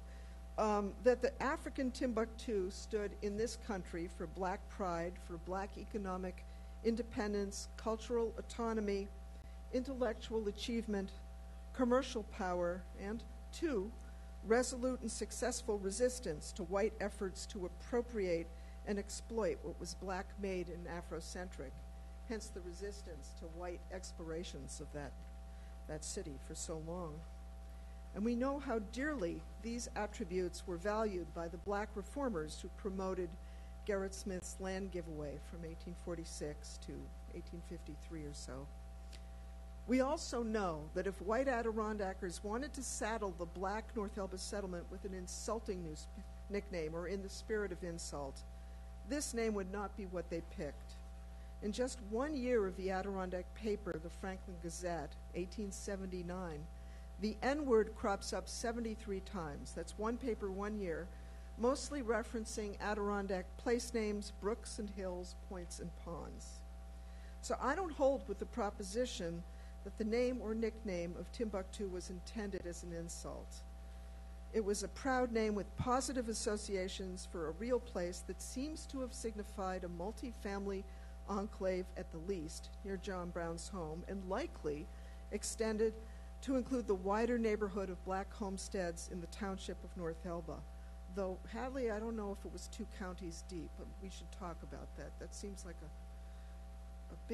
big reach for it, but whatever. It was chosen, I believe, in the same hopeful spirit with which white pioneers named northern New York towns like Potsdam, Florence, Canton, Rotterdam, and Rome. Well, they didn't pan out well either, some of them, so. How it figured with its publics and in the public imagination may be the more important question. Let's track the many public versions of Timbuktu from its inception to the present time, because the historiography is, as we know, as much a part of the history here as history itself. Even before John Brown was hanged, Garrett Smith's black settlement was maligned by county white historians as a bad idea, a wrong fit for this historically white rural region, an embarrassment and a burden. After Brown's hanging and his canonization in the North as an anti-slavery martyr and freedom fighter, Union sentiment would ensure that the black farm colony near John Brown's home and grave was valorized in terms of Brown's devotion to it. But Brown's eventual disengagement from the farm colony in favor of his more urgent, driven, history-making work, fighting the slave power on its own ground, shaped the public's view of Timbuktu as well. As John Brown's interest in Timbuktu flagged, so did the interest in it of his biographers in Timbuktu, of his biographers and of historians. It's true we can thank him for much of what we know about this settlement and acknowledge that if Brown hadn't moved his family there and then achieved his lasting page in history at Harper's Ferry, I think we could argue Timbuktu might never have been noticed and might have died the death of 1,000 rural black American settlements white historians have ignored. But we have to consider, too, how John Brown's influence on the public memory of Timbuktu has been, no fault of his, problematic. Timbuktu was organized for destitute urban black New Yorkers. But because John Brown helped fugitives from slavery throughout his life, it is figured in antiquarian accounts as a refuge and depot for escaping slaves. Now, it's a fact, and Don Papson can tell you about this at some length, that fugitives did pass through Timbuktu. One freedom seeker lived with John Brown's family in North Elba for a while. But the giveaway was designed to help black New Yorkers from New York State. Early histories assured us that the black farmers languished in Timbuktu because they were Southern and temperamentally, biologically unfit for the rigors of Northern husbandry. Brown hoped to find freedom fighters among his black neighbors, but none would join him, we are told, somewhat disapprovingly. Well, they had good reasons, but we don't learn about those reasons in Adirondack histories or in John Brown's biographies. Through the keyhole of John Brown's career, his black neighbors have been casually framed as his literary foils, cowardly and craven in contrast to him, lacking a greater moral purpose, the unenlightened stay-at-homes, and he the visionary hero. White Adirondack farm settlements in the second half of the 19th century were failing by the hundreds, but only Timbuktu's slow winding down is racialized as the fault of the presumably undeserving grantees. Grantees were Garrett Smith's beneficiaries. That's what he called his deed holders. Indeed, until rather recently, our Adirondack Timbuktu has figured in local and regional history as something of a diversion from the better story, the real story, which was the residency of the fabled anti-slavery fighter. Hence, the lack of signage about Timbuktu at John Brown's Adirondack home and grave from 1896, when his home and grave were made a state historic site, until last summer. That's a long time for no mention about this. For all that time, you could find nothing there about Garrett Smith's land distribution effort or the black farm colony that inspired Brown to move his family to North Elba in the first place. Visitors to the site learn nothing about Smith's interest in equal voting rights for black New Yorkers, or how his 120,000-acre donation of 40-acre lots was conceived as a voting rights strategy to help the black men of New York meet a racist and onerous property requirement. Neither Brown nor Garrett Smith ever acknowledged a divide between northern racist policies and southern negrophobia and slavery. It was all on the wide spectrum of American white supremacism. But the pilgrim to John Brown's shrine never glimpsed evidence of this spectrum. Only the anti-slavery martyr of Harper's Ferry was honored. The anti-racist activist who chose to participate in an innovative voting rights initiative was never introduced, I think, until the exhibit went in there last summer. That's my belief. Caretakers and site managers at the farm had little use for the foundational role of Garrett Smith or the black pioneers in this story. Theirs, it was asserted, was not the fight that mattered. Indeed, even now, published summaries of Timbuktu describe Smith's grantees as fugitives, an unhelpfully sectionalizing reading of the story that positions the North as the land of freedom, refuge, and relief, and white Northerners as the rescuers and heroes. It was a view of the giveaway, of Smith's giveaway, and Timbuktu that stood unchallenged for generations. Not until the 1970s would an Adirondack town historian dig deeply into the backstories of the black settlers, document their residency in New York, and debunk, or try to, the popular narrative of Timbuktu as a station on the Underground Railroad. I'm not going to say that fugitives didn't go in there. I'm just saying that wasn't principally its function or its mission or its purpose. It happened to do that, but it was devised, conceived, developed for black New Yorkers, not for fugitives. The crossover, as we know, was often great, however. However, this historian's energetic effort to claim this story for free New York only pushed the pendulum to the other side in its denial of the enslaved origins of many of the black grantees and its disregard for the role of racism and black voting rights in Smith's ambitions for the giveaway. Worse, when the State Department of Parks and Historic Sites unveiled an ambitious and overdue plan for a first-ever history interpretive center at the John Brown Farm, this is in the late 70s, a center that would have clearly identified the Adirondack Timbuktu in terms of a political strategy to subvert racist voting laws in antebellum New York, and as an expression of anti-slavery activism and black agrarianism, this same historian whipped up a popular letter campaign to bring this center down. Too much information about John Brown and Timbuktu, she argued before the Village Garden Society, would historicize, politicize, and complicate a story that played much better as a generic legend of courage and self-sacrifice. A legend without racial content, a John Brown so deracinated even a racist could take him to heart. And she won. She won. So invisible was this story that one longtime devotee of John Brown, Martha Swan, the founder-director of John Brown Lives, who will introduce you to the exhibition tonight, was entirely astonished to learn when she moved to the region from Manhattan in blank, I don't remember, 1997, thank you, that her lifelong hero was not only buried a short drive from her home, but had come to this region in the first place to mentor and assist a new black farm colony. She learned this not in the Adirondacks, but from an article in Orion magazine by the descendant of a Timbuktu grantee. And she learned even more from Cloud Splitters. Anyone read that here? A few people. An ambitious historical novel about Brown's Adirondack life and Timbuktu by the acclaimed American novelist Russell Banks. The discovery was electrifying. She wanted to learn more, to celebrate this black colony, and maybe to develop an exhibition. And having discovered this,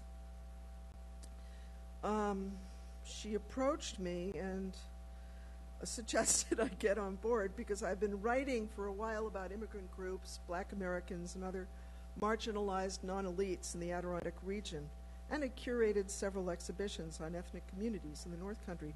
But I didn't really share her enthusiasm, she may remember, not at the beginning.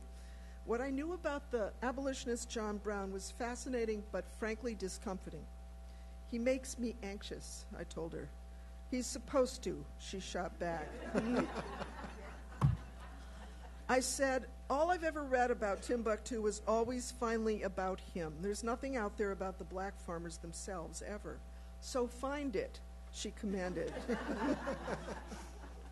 It's not easy saying no to Martha Swan, as some of you have discovered, and so we got to work with a team of, as many as 10 lay researchers and history buffs, mostly from the Adirondack region. We did it. We broke through the habit of visiting the story of Timbuktu through the tiny window of John Brown's career. It's a huge window, but Timbuktu, it turns out, is a community with plenty to engage us on its own terms, and we're still finding out more about the pioneers all the time, thanks to the work of a great many people, including Hadley, and what she's turning up about the EPSs. Indeed, what makes me proudest about the exhibition, which I hope you're all going to see, is our emphasis, I think unprecedented in previous accounts of this story, on the black activists, pioneers, and families it was designed to serve, not on Brown. Brown is a valued and memorable participant, but he is not the beating heart of this exhibit. Our Timbuktu is grounded not in his involvement, but in the bid for equal voting rights for blacks and an outrage at the plight of Smith's outrage at the plight of black New Yorkers who were mired in racist, predatory cities. It explores the giveaway as a convergence of charismatic ideas, black agrarian romanticism, radical land reform, suffrage reform, and political action. I should mention, too, although the exhibit doesn't address this, that our Adirondack Timbuktu also emerged in response and in reaction to another kind of immigration effort, namely the Back to Africa colonization appeals of some reformers who aspired to repopulate Liberia and Sierra Leone with black Americans because it was argued Africa should be their true and native home. The black reformers who embraced Smith's initiative despised the colonization movement, and for them, an Adirondack Timbuktu represented a kind of reverse Liberia, an Adirondack, a Liberia at home, which could satisfy the wanderlust of black hopeful pioneers at the same time that it honored unalienably American roots of the grantees. Sort of a backflip on the immigration model of the colonizationists, which is ironic because, as Hadley said, Garrett Smith was, early in his career, an immigrationist. So is Garnett, who returns to it at the end of his career, but during the Timbuktu period, he says, no, this is a terrible way to go. We are Americans first. We're going to stay here. So why didn't the colony flourish? Here again, I think our exhibition broke ground by not for once blaming the grantees, but flagging Smith's own failure to adequately capitalize them, to set them up with local friends and helpers, what Hadley mentioned about community, to anticipate the impact of local racism, and to comprehend the severely disabling extent of urban poverty. I just don't think he got it. Our script also paid attention to the political context that worked against the giveaway's success, like the enactment of the 1850 Fugitive Slave Law, which put every black person in New York, free or enslaved, at risk for capture and trial and conviction, whether or not they had any history of enslavement in their background, as we know from Solomon Northup's story, who incidentally was one of the very last of the Smith grantees. On the last page of the ledger, which you can see outside, you can see in tiny, tiny handwriting Solomon Northup's name. Yes. And Smith gave him it's almost a gift. He knew he'd never move there. I thought, oh, we'll finally found his grave. This is it. This is the clue, but it didn't, like everything, it didn't pan out. And there's no evidence that he visited it. But on the last page is Solomon Northup's name with a piece of land, and I think it was Essex County. We observed the quiet and disruptive role of class resentment, which had some white frontiersmen asking why the mighty land baron Garrett Smith privileged 3,000 black beneficiaries he didn't know instead of the hundreds of his impoverished white Adirondackers struggling to keep up payments on their modest contract farms. You were speaking of class and race before in your talk. Here's a perfect convergence, which did not help the giveaway at all. Did their plight count for nothing? Smith's radical anti-slavery politics had its defenders in the region, but to the extent that many locals still associated the giveaway with his political agenda and they didn't like it, they visited their distress with Smith on the unprepared grantees who didn't know this context coming up to the region at all. And then there was the unhappy influence of a rumor mill, which early on was putting out the word that Adirondacks were cheats and racists and might lead grantees to bad land or mismark their lot lines or worse. Yet there were hopeful stories too. There was the slow progress of the Eppses, which you've heard about from Hadley, and other families who lingered in the neighborhood for generations, including a self-emancipated slave-turned-homesteader who wrote Garrett Smith a thank you note in 1872, proudly describing his subsistence farm and his good name among his neighbors. And he is a center point of the North what's the full name? The North Star Underground Railroad Museum in the Adirondacks, which you should all visit when we have the conference in the Adirondacks the next time, as we should surely do. There were the several black Adirondack boys and men who served in the Civil War. In their pension papers are many instances of black and white fraternizing and job sharing on the frontier. In town records is evidence of black involvement in community building. In town cemeteries are the headstones of black homesteaders and their families freely mingled with the graves of their white neighbors. And in all these small but tangible gains and accomplishments, all these small gains and tangible accomplishments we noted in the exhibit, which was no small task given the frustrating paucity of material evidence, no cabins left, no chimneys, no images that show these families in their farming prime, not even, as I said, the consolation of a map. Worst was discovering when we redid the exhibit that our absolute ace-in-the-hole picture of black farmers in a field with some white, identified as a North Elba picture, which we sure referred to descendants of Timbuktu homesteaders, was actually taken in North Carolina and misidentified by the Adirondack Museum. And here we had it blazoned on. It was a disaster, but we replaced it with a generic picture that did the job. But that's the kind of frustrating experience we had finding art for the exhibition. Much more than in Mali or New Jersey, our Adirondack Timbuktu relies on the imagination to call this cultural geography to life, and it's a challenge. The good news is people seem ready to embrace it. In 2017, almost 40 years after the scuttling of the History Interpretive Center, the Parks and History Sites Department of the state gifted the traveling Timbuktu exhibition with a permanent home at John Brown's historic farm. And that's great news. It's good for Timbuktu, and it's good for John Brown, too. It gives his Adirondack chapter the political dimension it deserves. Further, since the exhibit hit the road in 2002, it has inspired or informed a great deal of new work, scholarly and artistic, ranging from plays and folk songs and a 70-person oratorio to a documentary film in the making now, Hadley's Dig, new books on the Underground Railroad and the Adirondacks and Black Adirondack history, and much more earnest and respectful reviews for the real Timbuktu and recent scholarship. And I mentioned the museum up in Ausable Chasm, which is all about the Underground Railroad and has a Garrett Smith grantee as one of its lead figures. One troubled aspect of this new enthusiasm, however, is a tendency among some scholars to paint the frontier settlement in ridiculously rosy tones. I appreciate the impulse here to challenge a century and a half of racist stereotype and derision, but the overreach misleads. An anthology of John Brown-related essays Harvard published, 2012, celebrates the black men of Timbuktu who joined John Brown on his anti-slavery forays, but there weren't any.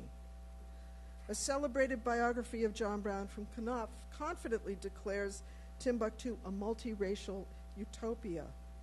And other books now quote this with zeal, but it wasn't a utopia, not even close.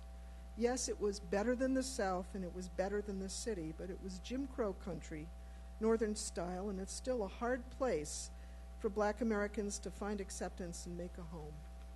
Intermarriage, back when the settlements were started, never, not in Timbuktu. Economic opportunity as white people experienced it, not imaginable. A black pioneer could manage a subsistence farm in the age of the Adirondack frontier, but expand it into the kind of operation that could join a burgeoning market economy, convert it into a country inn. No son of Timbuktu would do that or serve on an Adirondack jury. No daughter of Timbuktu would ever head up a local school. Timbuktu was no utopia, and that's why it compels. It was real, not a model or a dreamscape built to fit our retrospectively idealized expectations for it, but a place that struggled in the grip of its own moment and that expressed all the complexities and confusion of that time. And like the lily, it stands by itself. We don't need to gild it to make it palatable or relevant. The history is enough. A strategy to undermine voter suppression laws, what could be more current? an experiment in income equity through the distribution of unused land. Don't we need this now? A return to rural self-sufficiency and small-scale agriculture. It happened then, and it's happening in the Adirondacks again today. A bid to combat racism through the humanizing work of face-to-face community building, going on now and all there for us to learn from 160 years ago. What a gift. Thank you.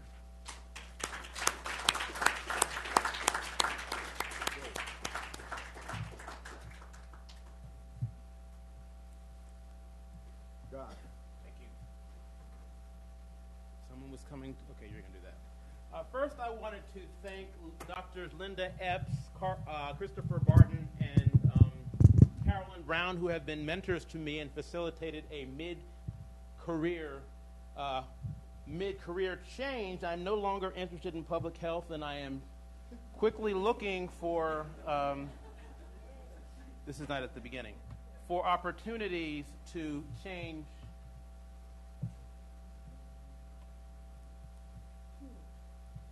Okay, I'm sorry. To change careers.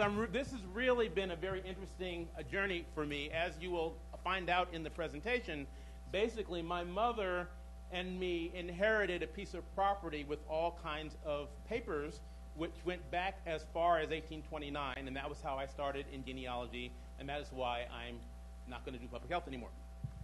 So, the topic is the public and my/our Timbuktu, because I think Timbuktu is mine, but it's also yours. It's all of ours. We're going to talk about things like, why is this my Timbuktu? Why is it our Timbuktu? If it belongs to us, what do we want people to know about it? And how do these new perspectives alter the dominant narrative of African American history as we frequently learn it? So, as I said, my fourth great-grandfather bought a parcel in Timbuktu in 1829 for $30. My introduction to genealogy came through the gift of original deeds and other 19th century supporting documents which remain in my family today. So we went to the house of a cousin. She was going to give us the family land. She just took a regular envelope, like a yellow envelope, pulled out these papers, handwritten 1829, handwritten 1831, handwritten 1842. And at the time I was in my 20s, I could not believe that those papers had been in the family for so long, and they were just papers. Nobody bothered to mention how old they were or what value and what import they could have to us. But to obtain clear title in 1992, we had to do what's called a quiet title action. Why? Because when my fourth great-grandfather died in around 1843, the next generation just took the deed, they got a mortgage, they lived there. That generation died, they passed the deed to the next generation, lived there. In 1930, my great-great-grandfather took that 1829 deed to a lawyer and said, I want to give this to my daughter, and he used that to make a new deed. The problem is there were no deeds in all of the prior three transactions, and so we actually had to sue distant relatives to speak now and forever hold their peace, because it really didn't just belong to us, it belonged to the rest of them. Fortunately, most people don't know the names of their ancestors from 100 years ago, so nobody really responded.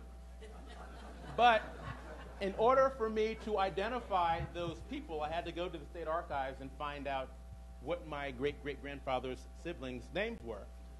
And those were the names that appeared in the announcement of the paper, and as I said, nobody knew those names, so it didn't cause a problem. I always like to focus on these people who are my ancestors who were born in Timbuktu between 1880 and 1917. I'm going to go very quickly through some slides at the beginning because I put a new end on this about 2 hours ago, so it's going to be too long. This is my great-grandmother, who was the last of my family to be born in Timbuktu, my last of my direct family. And when she died, I didn't have a picture of her and me, so I gave an artist a picture of me and a picture of her and put us together. So that's why it's my Timbuktu. That should be clear. Why is it our Timbuktu? It's our Timbuktu because this is a frequently missing chapter in American history in general and African American history in particular. We should own our history and our heritage and be proud of it and teach it to our children and our neighbors. We really want people to understand this and its significance and what it says about American history that we often don't appreciate. But we should also actively seek to broaden our horizons with regard to our African history, because how many of us before involvement in this initiative, for example, knew that Timbuktu had been a prestigious center of learning and scholarship, or that ancient manuscripts had everything from a toothpaste recipe to mathematics and architecture? We didn't know that. Why didn't we know that? Because we don't learn these things. This is our Timbuktu we're going to learn and we're going to teach. So let's go back to Timbuktu, New Jersey.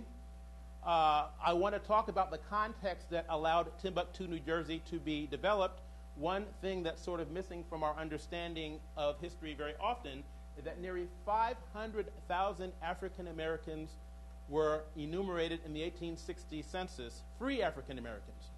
And we comprise between 11 and 14% of black or African American people in every census at 1790. So I really enjoy underground. I really enjoyed roots. I really enjoy a lot of the emphasis on African American history that we see in the media, and I appreciate everything I learned in school. But what I want to understand is why I had to be well over 40 years old before I probably was over 50 years old, actually, before I saw 12 years a slave. Why was that not a story that we learned when we were in school younger? And so Solomon Northup was somewhat unique in the sense that he was as well off financially as he was, but there were many, many people like him who owned land, who were free. And as I said, there were 500,000 free people in 1860. One thing, so on the one hand, we don't know that free people existed. On the other hand, we do know that Mother Bethel AME Church was founded in 1794. The Abyssinian Baptist Church was founded in 1808. We in the Mount Holly area know that our Mount Moriah AME Church was founded in 1826. So if we had all these churches, who were the members? They certainly weren't all slaves. There were many, many free people. And these church leaders were actively involved in political advocacy efforts. I talk very fast. Let me slow down. Very involved in political advocacy efforts on behalf of African American communities. Richard Allen, who was the bishop, the founding bishop of the AME Church, was also the first chairman of the Colored Convention movement organized in Philadelphia in 1830. So this is a map of the black population in 1830, just to tell you where the black people lived. You can see very clearly that most blacks lived in the South, in Maryland, Virginia, North Carolina. Maryland, Virginia, North Carolina, and South Carolina are the most intense, but certainly those southern states, that's where most black people lived. But if you look at free people in 1830, between 90 and 100%, well, nobody's at 100, that's just the scale. But the vast majority of black people in all of those darker colored states were free in 1830. This is 25 years before, or 35 years before the Emancipation Proclamation. I wanted to acknowledge my colleague at Miami University who does cartography for me, so I always put his name on everything. Henry Louis Gates once told us that the vast majority of our ancestors who were slaves, or the fact that they were slaves until 1865, mean that no census before 1870 is going to contain their names.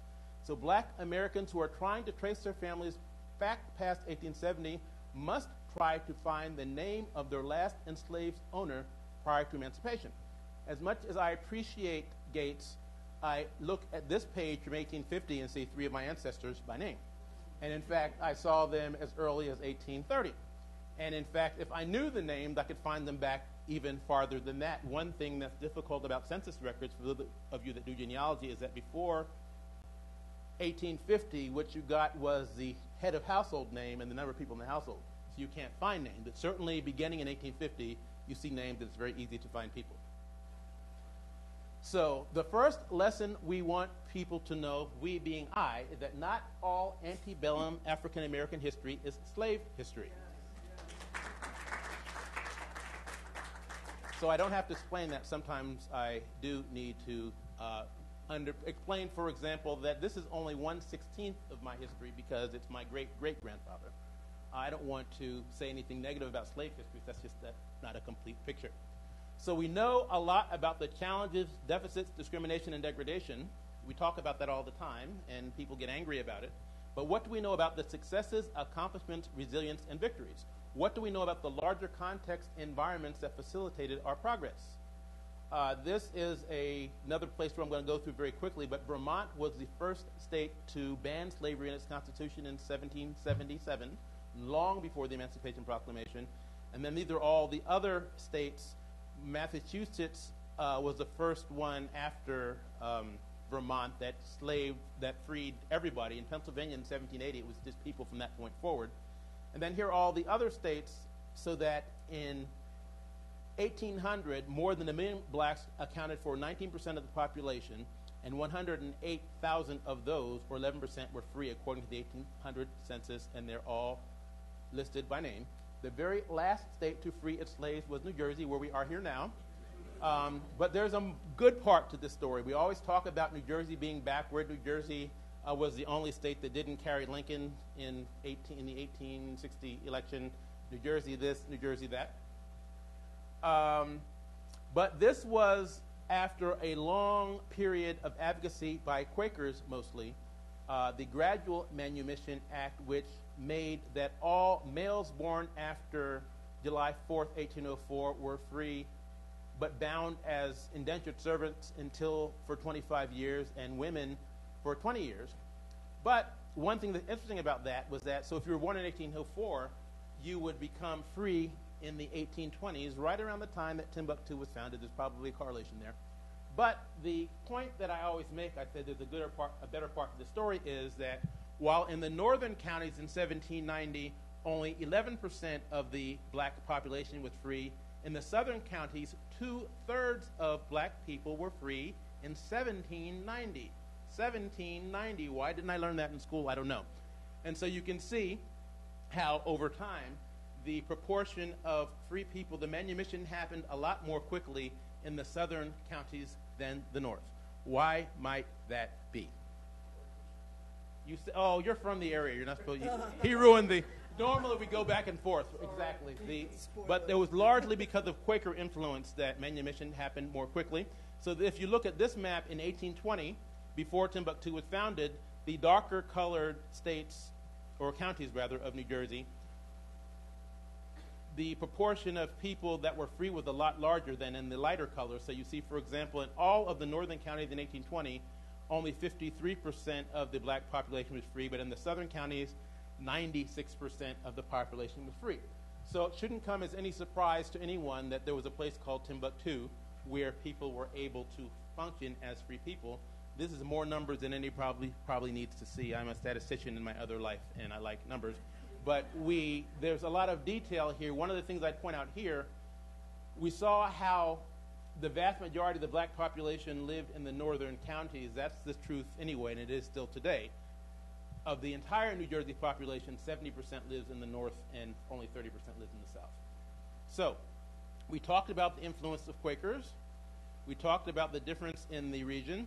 This is a sign that we have erected in Timbuktu that was done before we had a specific date of 1826. We just said around 1820. That describes a lot of what I'm going to talk about here. This is a map of the black settlements we talked about, and it shows 23 black settlements. Many of them are antebellum. A few of them still exist today. Some of them are incorporated. Giles Wright once said that we had more antebellum African-American settlements in New Jersey than in any other state. As you can see, most of them are in the South, and that should come as no surprise, rather. So if we had settlements, we obviously also had stops on the Underground Railroad. This is both of these maps were done by Mike Siegel of the Rutgers Cartography Department, and he's a very good resource that helps us visualize things. But I just wanted it to be clear that Timbuktu is just one of many places that was a stop on the Underground Railroad that was also a thriving black community. So how do we know when Timbuktu was founded? Detailed land records in the Burlington County Clerk's office go back to the 18th century. So we know by looking at those records that the first land sales to African Americans in the area that's now called Timbuktu occurred in 1826, when a Quaker by the name of William Hilliard sold 1 acre to David Parker for $15.40,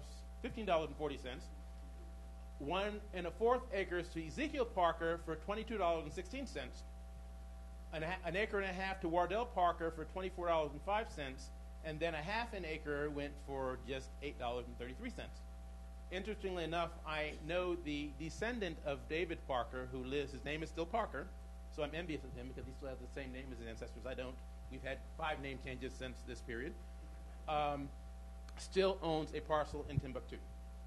But the point is, I remember, for example, we had a story about this event, and they left out the 1826. How could he possibly know, excuse me, from 1829, how could he possibly know 1829? Because I've got a deed that says 1829. It's got my grandfather's name on it, that's why.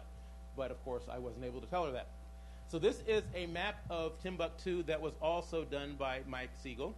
And we see the main road, which is called Mount Holly Turnpike on here, is Rancocas Road today. And these are the initial parcels that were sold by 4 Quakers and the people who purchased them. And our parcels are 4 and 5 that were purchased by John Brewer for $30 and $15 in 1829 and 1831. But there are just maybe 2 other families that can trace their ancestry back as far as this.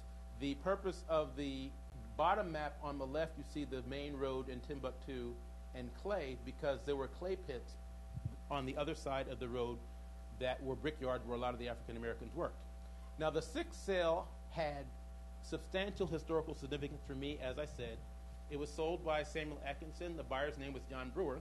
John paid $30 for his parcel on December 15th, 1829, and that's the important one because it's my ancestor. Wow. This is one of the papers that my cousin took out of that envelope. And there were many papers like this. So you can see the name on the outside. You see the crude survey with the road. And if you read the text, which I have transcribed on the poster outside on the table, there are many names in there that I could use. And this was done in the 90s before we had Ancestry.com online. So it was all microfilm. But the point is, I had names, and so I could find things that most people could not. This is the indenture of mortgage from October 22nd, 1845.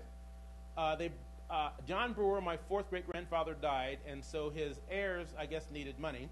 So they went and got a mortgage from William Hilliard for $155. And they paid it back. You can't see the markings. This is the back of the legal document.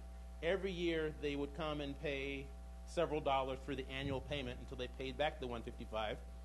One entry reads, received of John Giles 2,000 bricks at $12 per thousand to pay the interest on the bond within bond for 1875 and 1876. I envisioned John Giles driving up to the Hilliard house with a wagon load of bricks. And I thought that for years until people like Chris Barton and Paul Shop taught me that no, there were brickyards right across the street. They probably had to work and make 2,000 bricks, and when those bricks were finished, then their debt was paid.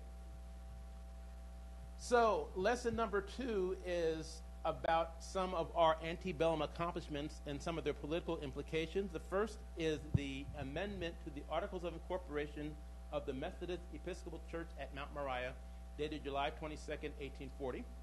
This is today called Mount Moriah AME Church. And this, what was striking to me about this, well, first of all, you were the trustee of a church, so you had to go before a justice of the peace and swear an oath that said you would support the Constitution of the United States, you would bear true faith and allegiance to the government of the state, and faithfully discharge the duties incumbent on you or on them as trustees of said church according to the best of their understanding and abilities.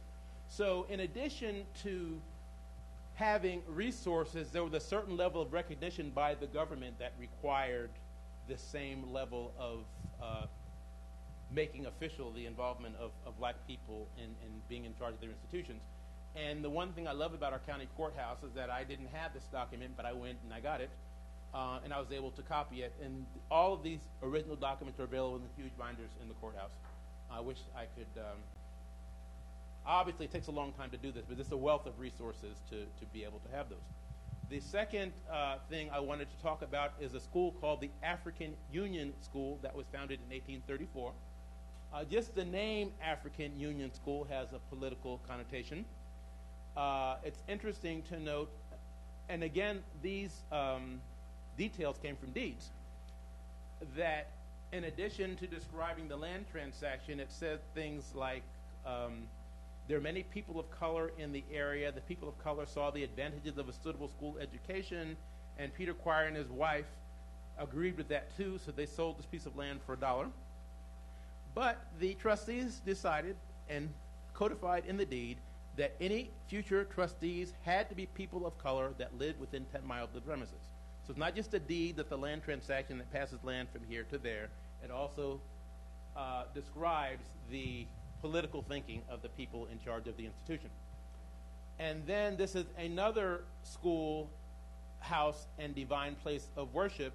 In this case, John Brewer, who was one of my, that was my fourth great grandfather, was one of the trustees.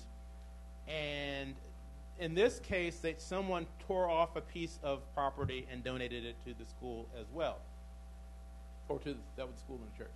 This is May 2nd, 1845. Land was purchased for the Zion Wesleyan Methodist Episcopal Church of Timbuktu, today known as Wesley AME Zion Church of Burlington, New Jersey. The interesting thing about this is that the only remnant of Timbuktu's past, for those of you that are going with us tomorrow, is this cemetery. The cemetery only has 13 gravestones. Somehow, over the past several decades, the cemetery has become known as the Timbuktu Civil War Memorial Cemetery because everybody wants to rightly acknowledge the contributions of these veterans. But what's interesting is there are really 79 graves. The reason why we only have 13 stones was because veterans had a death benefit that gave them a stone marker. If you were a common working person, you got a wooden marker, and most of those have withered away. But for some reason, one of the biggest attractions we have on Timbuktu Day is coming to commemorate the soldiers. And people are more comfortable with the commemoration of veterans and not so comfortable with talking about all of the other issues relative to African American people. Everybody likes the veterans, but no one wants to talk about anything else. And in fact, there have been times when we've gotten the newspaper to come because we do it on Memorial Day, and they're coming because they want to see the Civil War reenactors shoot off their guns, and they don't really are interested in the rest of the history. So this is the cemetery and the 13 stones that we today have. In addition, so the point was that we had examples of many institutions that were started by African American people who were able to do this because they had freedom, and those were their priorities to create those institutions. I also was interested in seeing the obituaries. This was the husband of, after John Brewer died, my fourth great-grandmother married this man named Hezekiah Hall. He died in 1851. Another resource we have in Burlington County, and I suspect we have in other parts of the state as well, is that the mainstream paper, the Burlington County Times of that day, had obituaries of black people in 1851. And not only were they listed, it says that he was a slave that belonged to Charles Carroll of Carrollton, that he escaped in 1814. He had lived in this area since 1824, and that he was regarded by everyone as a man of unblemished character, and his truly upright walk and Christian deportment commanded the highest respect. This was a black man's obituary in a white paper in 1851. The death of David Parker, who was the non-elected community leader, as we call them in my work, because he was basically, his name was associated with many land transactions. He was in charge of many different movements. When we talk about the Battle of Pine Swamp, it cites him as being the person in charge who organized people in protecting a slave from slave catchers. And it says, this is 1877 after the Civil War, but it says, for perhaps 1/2 century, David Parker has occupied a prominent position in his race in this vicinity and has commanded the respect and esteem of a large number of white friends. And then we have the death of Lambert Giles, who was a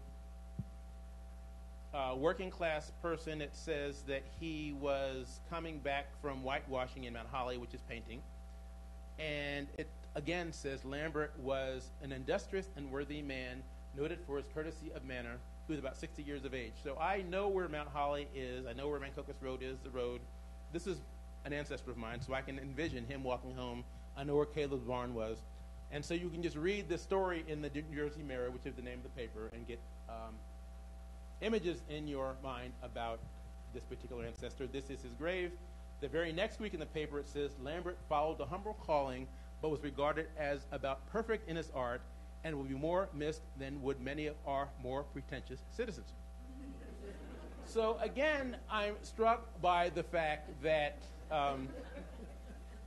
that our local newspaper, I can just go to the library, I can go online, frankly, and put in names, and I read these things. So if they're in the newspaper and they're contemporary to the period, they'd have to find their way to our history books. So this is the concluding, or the two things that I want to conclude with, and I totally lost track of time. I hope I'm okay. The last thing I wanted to talk about is the Battle of Pine Swamp, and I normally just go through a couple of points, but I had the pleasure of actually, this wasn't indexed, so I went back to read the original account, and it just occurred to me that I would like to share pieces of it with you. Again, this is 1860. It's the story of a slave who was the subject of some slave catchers, and this is the story in the New Jersey Mirror from 1860. It says, "Great excitement has been created among the colored population of Timbuktu and vicinity in consequence of a recent visit extraordinary of some officials and notorious individuals in search of alleged runaway slaves. The contemplated visit was known to a few persons here some weeks since. Suspicions were first excited in consequence of the notorious George Alberti having been seen in the neighborhood. He was a slave catcher. He was accompanied by a Negro named Wright, a former resident of Timbuktu. They were at the house of Elsie Jackson, a colored woman of that place, on a Sunday morning, leaving there at about daylight. On Sunday night last, the grand descent was made, which unfortunately for the officers and their assistants resulted in a grand failure, and showed that it was no easy matter to capture a runaway slave who has for 10 or 12 years enjoyed his freedom." Then it goes on to talk about the journey, and as they came through Rancocas, up the turnpike, and those of you who know the area, the turnpike was just Rancocas Road. It wasn't a turnpike like we have today. Turning into the Pine Swamp Road, proceeding cautiously until a little after 11 o'clock when they reached the scene of their operations, a one-story tenant house on the farm of Allen Fenimore, occupied by a colored man named Perry Simmons. They already doubtless congratulated themselves on their easy victory. They were well armed and supplied with handcuffs. 12 men thus equipped could certainly very easily capture a Negro or two.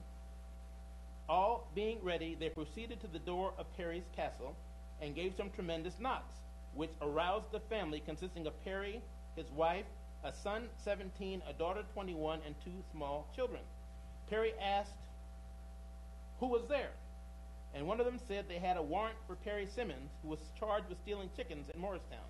Anybody who knows Morristown today could not imagine who there would have chickens.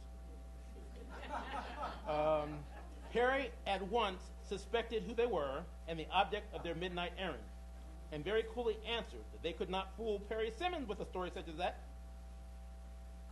And with his family, he hastily retreated to the loft where he had 2 loaded guns and an axe, and prepared himself for the worst. The party, becoming satisfied that they would not be admitted, broke open the door and found that the inmates were in the attic, which could only be reached by a winding stairway. They called to Perry to surrender, but he told them, "Never will I live." The family were, of course, in the highest state of excitement and alarm, but Perry, considering the circumstances, firm and undaunted, stood at the head of the stairway with one of his guns, threatening to shoot the first man who came up. 2 pistols loaded only with powder were fired up the steps, thinking to intimidate him, but it was of no use. He maintained his ground, and not a man dared to approach him. Old Alberti, the slave catcher, at one time started up the stairway, but as he turned around till the top was visible, he saw the muzzle of Perry's musket at his nose, and he came down something quicker than he went up. And then it goes on some more. And then in closing it says, "At an early hour, the son of Allen Fenimore, for whom Perry worked, being on his way to the stable, heard the cry of 'Kidnappers, kidnappers,' and looking towards Perry's house, saw the carriages. He hastened over, when he was ordered off by the kidnappers, and he immediately started off for Timbuktu, 3/4 of a mile distant, and gave the alarm. The war tocsin sounded, and in a few minutes the inhabitants turned out en masse, and armed with every conceivable weapon, were soon on a quick march for the field of strife, yelling and screaming at the top of their voices. The kidnappers hearing the unearthly noise, turned their eyes in the direction from whence it proceeded, and saw the Negroes rapidly approaching, terrible as an army with banners, looking more infuriated and determined than a battalion of Zouaves, making a charge. They once concluded that the discretion was the better part of valor, and hastily retreated to the carriages, left the scene of their brilliant achievement as the old Satan was after them. They undoubtedly had a great horror of the Timbuktu warriors, for they went down the road at a rapid rate. And when they passed through Rancocas, the horses were even then still being urged at their utmost speed. The midnight attack upon the Pine Swamp Fortress will long be remembered. The heroic party came, they saw, but they did not conquer. The foe was driven to the last extremity within the fort, but not one plucky invader dared close in upon him. He held all them at bay until Timbuktu's Fusiliers, reserve guard, and petticoat rangers, under the command of King David, on Old Shanks and high melted charger, came up with shout and with song, swept the field, and set the captives free. So this was the local newspaper, the white newspaper in 1860 in Burlington County.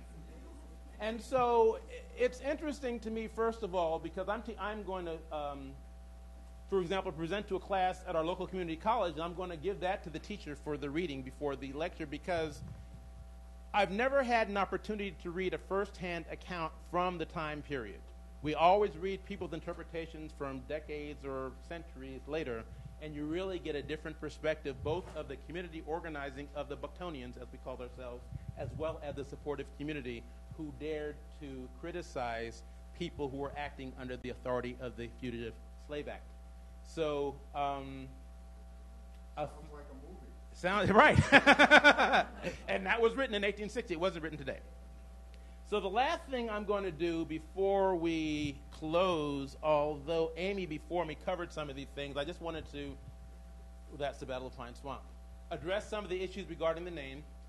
The questions posed by Caleb McDaniel from Rice University, which I thought were interesting, was that you asked whether named by whites pejoratively or named by blacks in high esteem. I agree with Amy that I don't think that it would be used pejoratively because of some history. One of the things that helps me to believe that is that we see it in our Timbuktu for the first time in a deed in 1830, and it's used in some of these other documents that otherwise hold black people in high esteem, so it wouldn't make sense that they would use that word if it was pejorative. So we wonder whether Timbuktu is the site of great African civilizations of surpassing wealth and beauty, because that was sort of the image of Timbuktu that was painted in some literature, like land of milk and honey, if you will.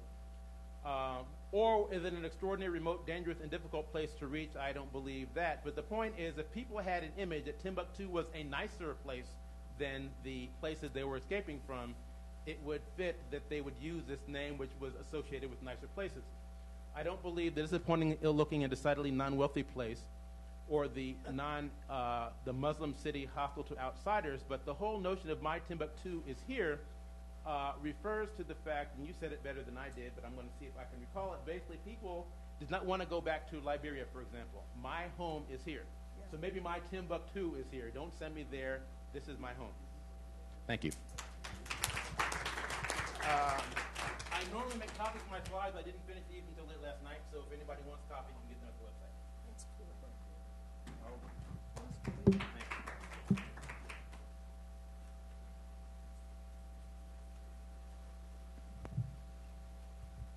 I'm going to try to make this quick. I have my work cut out for me after following Guy and then following all these scholars today. I have my work definitely cut out for me. I'm not a historian by nature, but I love history. My background is engineering, and I got involved with the Underground Railroad. Okay, I'm sorry. I got involved with the Underground Railroad about 3 years ago, and that's when I learned about Timbuktu. I learned about a lot of things that I thought I knew. I started understanding more about the history that I consider to be kind of hidden, kind of displaced. We don't always think of these things, such as the things that Guy mentioned, that we actually fought back. And I didn't start learning these things until 3 years ago. So that's how I got involved in this whole thing with history in Timbuktu and the Underground Railroad. So I had a call from Michael Eck down in Burlington County. He said, Al, they're trying to reach Miss Calloway. Miss Calloway is the founder of the Underground Railroad Museum in Burlington County, and he was telling me about the Timbuktu project and that they wanted some help. So I said, sure, I'll help them out whatever I can and do whatever I can. I had known about it because Miss Chang had been involved with it, and I'm familiar with her husband, and so I got involved with helping Miss Brown. So in talking with Miss Brown, we were trying to get the exhibit to our museum to be shown down there at the Underground Railroad Museum. And what I realized is that the logistics of just getting the exhibit to Southern Jersey was very complicated. And then I started thinking, it dawned on me, and I said, Ms. Brown, you know, this is kind of a pain trying to do this work, trying to get this exhibit down to Southern Jersey. And then I started thinking, well, what am I going to talk about as far as the Underground Railroad? And then it dawned on me, the logistics of the Underground Railroad. We often think... That's good. We often think about the heroes of the Underground Railroad. It's easy to see the heroes, but it's not always easy to see the support of the heroes, what was actually in the background making this thing work, and it's often taken for granted. Even looking at putting this together, look how much time and effort Paul and Ms. Brown and Chica and everybody who's been involved with putting this thing together that we have here today. So when I heard the chance that they were going to have somebody come from Timbuktu and all the great things about it, I said, yeah, let me be a part of that. Because what I get to do when I go back to work and they say, Albert, what did you do this weekend? Well, I lecture some scholars from Timbuktu.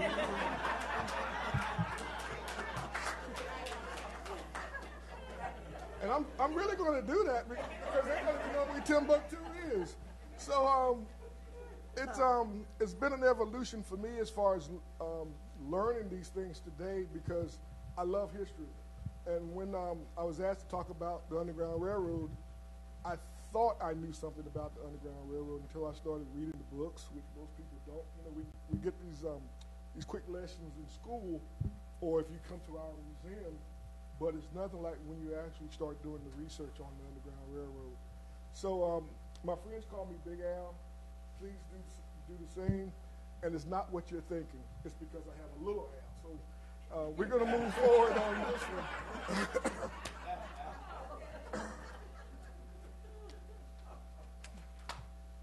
Go to the next slide. The interesting thing about where I live and why I love it is that we have 40 historical sites. The first historical site that we have is Slave Island is what I call it.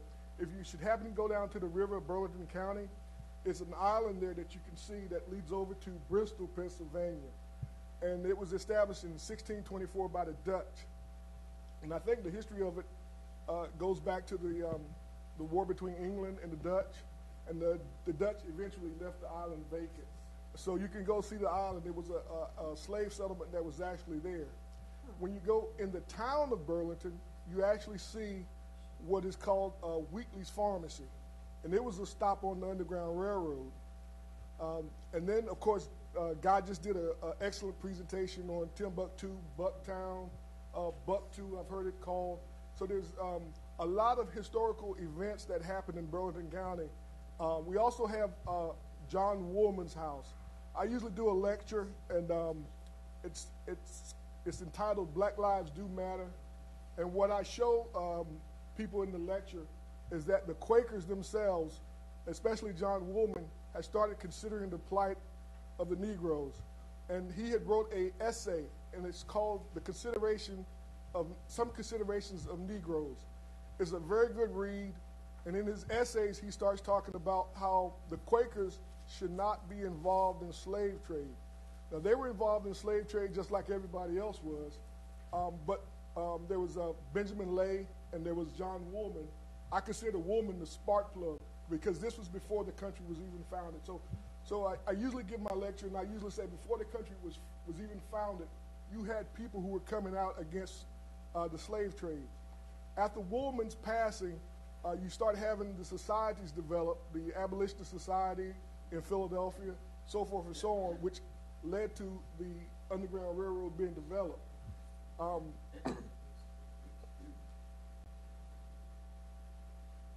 So let's start talking about this whole thing of logistics, and it's been a nightmare for me.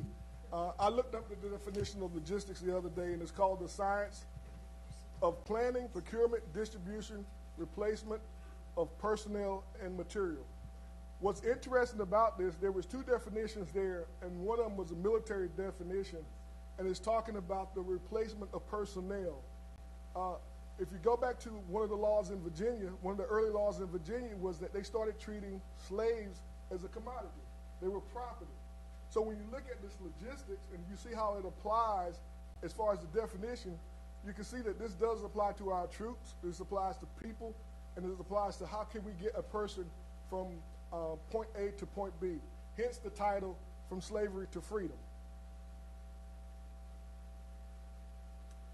These are pillars of the Underground Railroad. These pillars represent the logistics of the Underground Railroad, and we don't always think about, like I said before, we don't always think about the Underground Railroad in terms of these things. We think about the transportation to and from a spot. We think about some of the heroes, but we don't really delve deep into the people. There was the main heroes in the Underground Railroad, but there was also subordinates, there was agents, there was slave stealers, as they call them. There was people who actually had to move the freight. We called them conductors. So there was a list of people that was associated with the Underground Railroad. If you look at a station master was living in Salem, New Jersey. Well, if I was Abigail Godwin in Salem, New Jersey, where did I get the food from? Was somebody watching me or spying on me about the people coming to my house on a constant basis? So there was all these other people who supported the main characters in the Underground Railroad. If you look at communications, well, I'm sure you've all heard of the different phrases and words and code words that the Underground Railroad had in its vernacular. You have the Big Dipper. That was called the drinking gourd. So there was this whole thing of communication. You look at the letters between Garrett and William Steele, and you see that the communications between them wasn't a direct letter. They were always talking about, well, you might receive something tonight, or did you get that package? Or it was always some kind of code word. Communication had to be clandestine in its nature because what it did was it prevented them from being caught. Why was that important? Well, there was a couple of laws that they passed. One was the one in Virginia that I mentioned earlier about property. That set the tone for people who were taking property to be called out for stealing. You just took my slave, and I don't particularly like that. And then there was two other laws, and I just forgot them, so you're going to have to excuse me on that one. But those laws made it a crime to steal slaves or to assist in stealing slaves. So you had those laws that was a part of the problem of running the Underground Railroad. Transportation. I went down to Salem County about 2 weeks ago, and if you look at your map on page 9, it shows you the path of the Underground Railroad. It crosses the Delaware River. Well, I'm a fisherman. When you cross the Delaware River at the wrong time, you're going to deal with some foul weather, and you don't want to be on the wrong kind of boats. There were 3 types of boats that they had. One was a Durham. That was the boat that you see Washington on the picture crossing the Delaware. There was a sailboat, and then some of them were steamboats. But then there was the little skiffs that the slaves might have rolled across on. So, you think about that, you're saying, well, these people did just escape through Maryland or coming up from the south, trying to cross the Delaware to get over to this location called Salem. This is where they said they could get into New Jersey. So you have to think about, well, who assisted them? Because if there's a town there and they're seeing these, as they call them, fugitives, somebody had to be in the correct location to make sure that at each stop they could get to the next stop. So when I went down to Salem County and I started looking at Salem County and I started looking at the free communities, there was a couple of free communities around there. There was Marshalltown, and there's a great survey online about Marshalltown. There was Gouldtown, which I just found out about, and there's an article from Ebony, I think it was 1940 or 1950, and they were talking about how Gouldtown was 250 years old, and that the descendants of Gould are still there.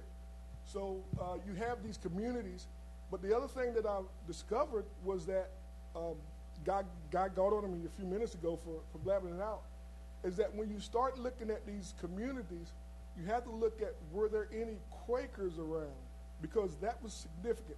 You see the Quakers, like I mentioned, Abigail Godwin. If she had 7 people come in, then who fed them? Where did she get her feed from? Who clothed them? Who helped her? Who assisted her? And part of what I'm discovering is that the Quakers was around these locations. Usually you see these Quakers, farmers, in these locations where you had these cities. The other thing is resources. Thomas Garrett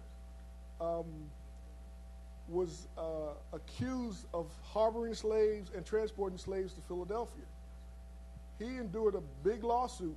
They said it was about $100,000 for his day.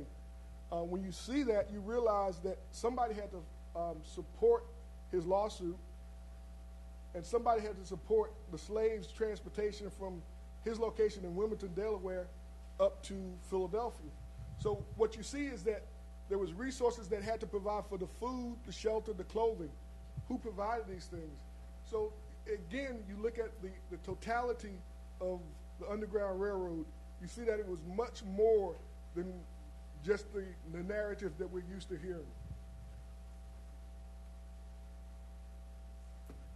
Now, some of these are the things that I just mentioned, but the real important of this slide is that you start seeing a network.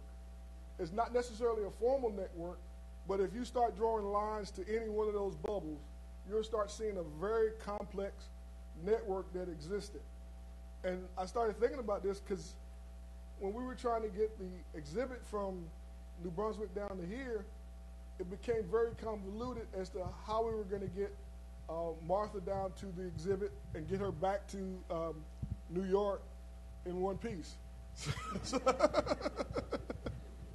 So any one of these, if you take finance again, like I just said, well, somebody had to buy the land, somebody had to buy the food, somebody had to provide the shelter.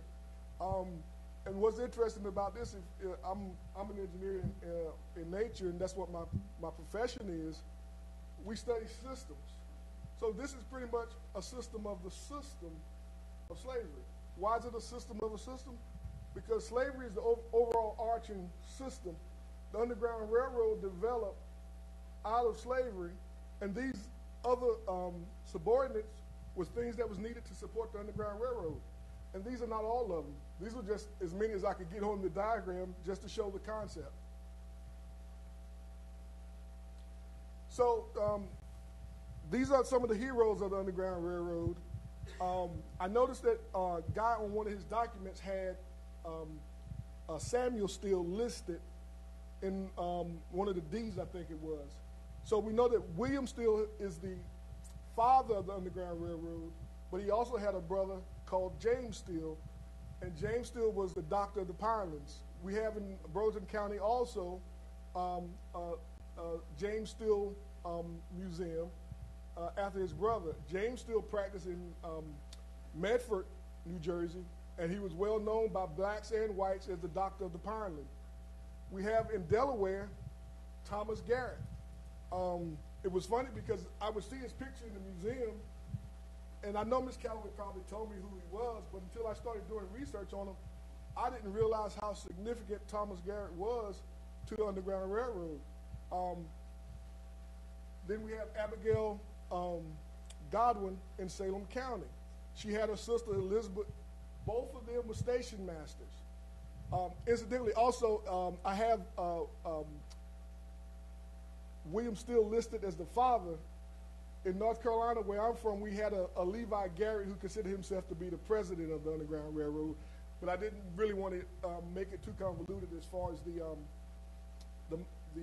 chart was concerned. So in any business or organization, you'll see that there was an organizational chart, and these are the players. These are the people who did the work, who managed the Underground Railroad. And again, these are not all the peoples. You had agents, you had slave stealers, you had people who supplied the Thomas Garrett's and the Abigail Godwin, and then you had people like Harriet Tubman.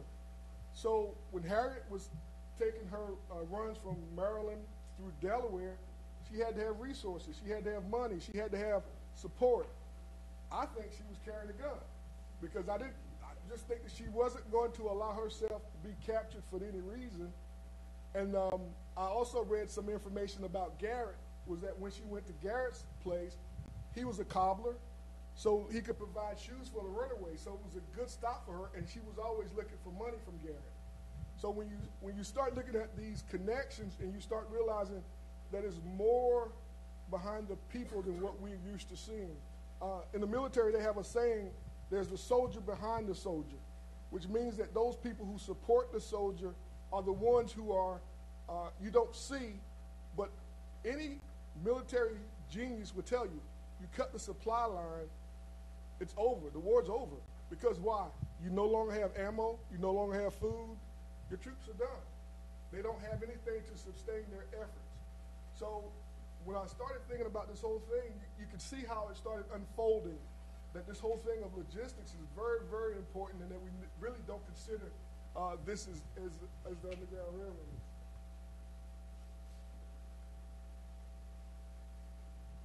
So these are some code words. 4 of them refer to Canada. We have Canaan, we have heaven, we have promised land, we have parcel, we have baggage, we have bundle of woods, we have a load of potatoes. So the first 4 is dealing with the location, and if someone to say, take me to Canaan land, would the average slave catcher have any idea what they're referring to? So again, this is getting back to the clandestine nature of the Underground Railroad. They had a way of communicating, and they didn't use a cell phone. They didn't have the GPS of the cell phone. They had the North Star and the drinking gauge. So I was down in Salem County, and I was looking at Salem County. New Jersey is a garden state, but it's full of marshlands and swamps. So you go down Salem County, and you think, they went through all this stuff to get to the next stop. In your map, you have the crossing from Delaware to Salem County. All of that Salem County area, marsh, nothing down there. You go down there, you say, this is tough. There's a community down there called Marshalltown. There's a survey that was done. It's a very in-depth survey, and I actually saw Marshalltown. And when I saw where the people were living, it was swamp. It was water around the schoolhouse and all this kind of stuff. So you realize, again, that terrain played a big part in what they had to go through. I read somewhere that it was they could travel like 18 miles a day. And I said, wow, 18 miles a day. Now, those people in the Adirondacks, I couldn't do it. 18 miles in the cold, I couldn't do it. I don't know how they did it, but it was a drive, it was a willingness that started with their desire to want to be free. And that desire, that drive was stronger than any other obstacle that they had to endure. So it's very interesting. The other thing about the transportation was that when they was transported, they can't always be obvious. They couldn't ride in the front seat. If you look at some of the designs that some of the abolitionists and the station masters came up with, they came up with wagons that had hidden compartments. They had wagons where they covered the slaves over with hay. They would always try to make a trip when they was in season for them to deliver something so that it wasn't obvious to anybody who was watching them. So it was a lot of things that had to go into trying to get somebody out of slavery. So again, this map, you can see down, there was 2 crossings of the Delaware. And so they had to get in the boat, get across in there, and when they got there, then what? If I can't swim, I don't want to get in nobody's boat. How do you choose which route to go? That was the other thing that was interesting to me. And a lot of these things that I'm telling you about are things that I had questions about, and I'm still investigating. So this is something new that I'm going to start looking more into to get more detail on it. And I looked at the map, and I said, the map is good, but I'm not getting, as Paul Harvey used to say, the rest of the story. There's another story behind how these people actually got to Timbuktu, how they got to Canada. And the map really doesn't tell the full story. It gives you a path, but it doesn't tell you what it took to get across that river and how many more miles they had to walk and who was watching everything, where the slave catchers were. The great thing about New Jersey, as Guy said earlier, look how many black communities we had. So that's what made it accessible as a gateway for the slaves to travel up through the state. Now, this is a classic case. Anybody who studied the Underground Railroad, this is a classic case. There used to be a commercial. What can Brown do for Brown? Okay? UPS. Remember that commercial? Well, back in the day, Brown was called Adams Express. It was a shipping company. So the story goes is that his master sold his family. He got mad, said, I'm out of here. He was working in Richmond, Virginia, and he had two friends, one white, one black. He asked the white friend to go to the vigilance group headed by William Steele and said, you're going to get a package shipped to you. Be looking for it. The guy came back. Another friend was paid to put him, to pay for his transportation by train to Philadelphia to the Vigilance Committee. Well, I was reading another account of it, and it said, well, yeah, that was the ideal thing. Have you ever got a package that wasn't quite right, that was beat up, that something had happened to it? Well, that's what happened to Box Brown. It was shipped. It was shipped by train at first, by stagecoach. It was turned upside. You know how you have the arrow this side up? Yeah, he got turned that side down. And so it's a quite interesting story, but it shows the prime example of the extremes that was taken to get to freedom, and that the logistics, if you look at the steps to ship any package, you got to find a company. Then you have to get it to the dock. Somebody has to load it on the vehicle of transportation. He had to have some kind of means of food and water. He has to have some kind of means of not freezing to death if it's too cold or if it's too hot. So all these things that had to be taken into consideration before he could take this trip. Hopefully he took most of them in consideration. This next slide shows you the size of the box. 36 inches, 30 high, 24 deep. I couldn't have made it. I wouldn't have fit in that box. So you look at it, it was 27 hours, 350 miles, resources. He had to have food, water, clothing, and financing. I think he paid something like $2,000 to have all of that done for him. And then he had to have key strategic people to pick him up, to ship him, to load him, and to receive him. Now, other interesting thing that came to my mind was a lot of the blacks who was on the railroads were porters. They could have been looking out for his well-being if his friend okay, thank you. If his friend had did his proper due diligence to make sure that he was received properly by the Adams Express. That's it. Thank you.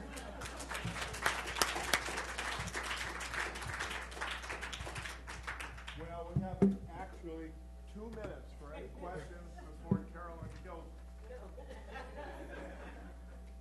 Well, I want to say a little something briefly, and then I have a question. These are, since we have descendant here, I really think you need to know that there are some people who are descended from somebody who settled in the Adirondack. All right, and this is the family. These are 4 great-great-grandchildren of John and Mary Thomas, and a great-great-grandson. And their story of their ancestors is featured in the North Star of the Railroad Museum, and also will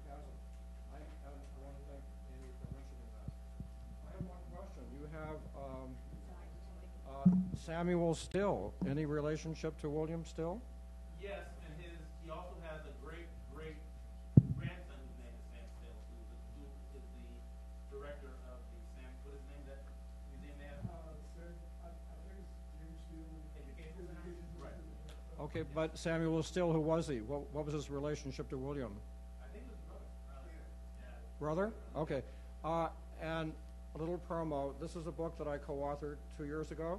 Underground Railroad in New York City. Henry Box Brown went to New York City to the office of Sidney Howard Gay, who's transferred him to New Bedford, Massachusetts. It's in our book. It's a great book. It's a great book. Yeah. That's it, folks. We're going to the. Let me tell everyone. We're following Carolyn. Yeah, before we leave, I just want to thank everybody for people who have participated in this. And I just want to say something about New Jersey and local history society. These are local historians. They're not trained.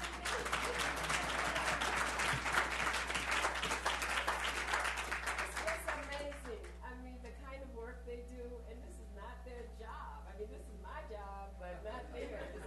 And I just want to say how wonderful it is when you're a professional historian to find people like you all.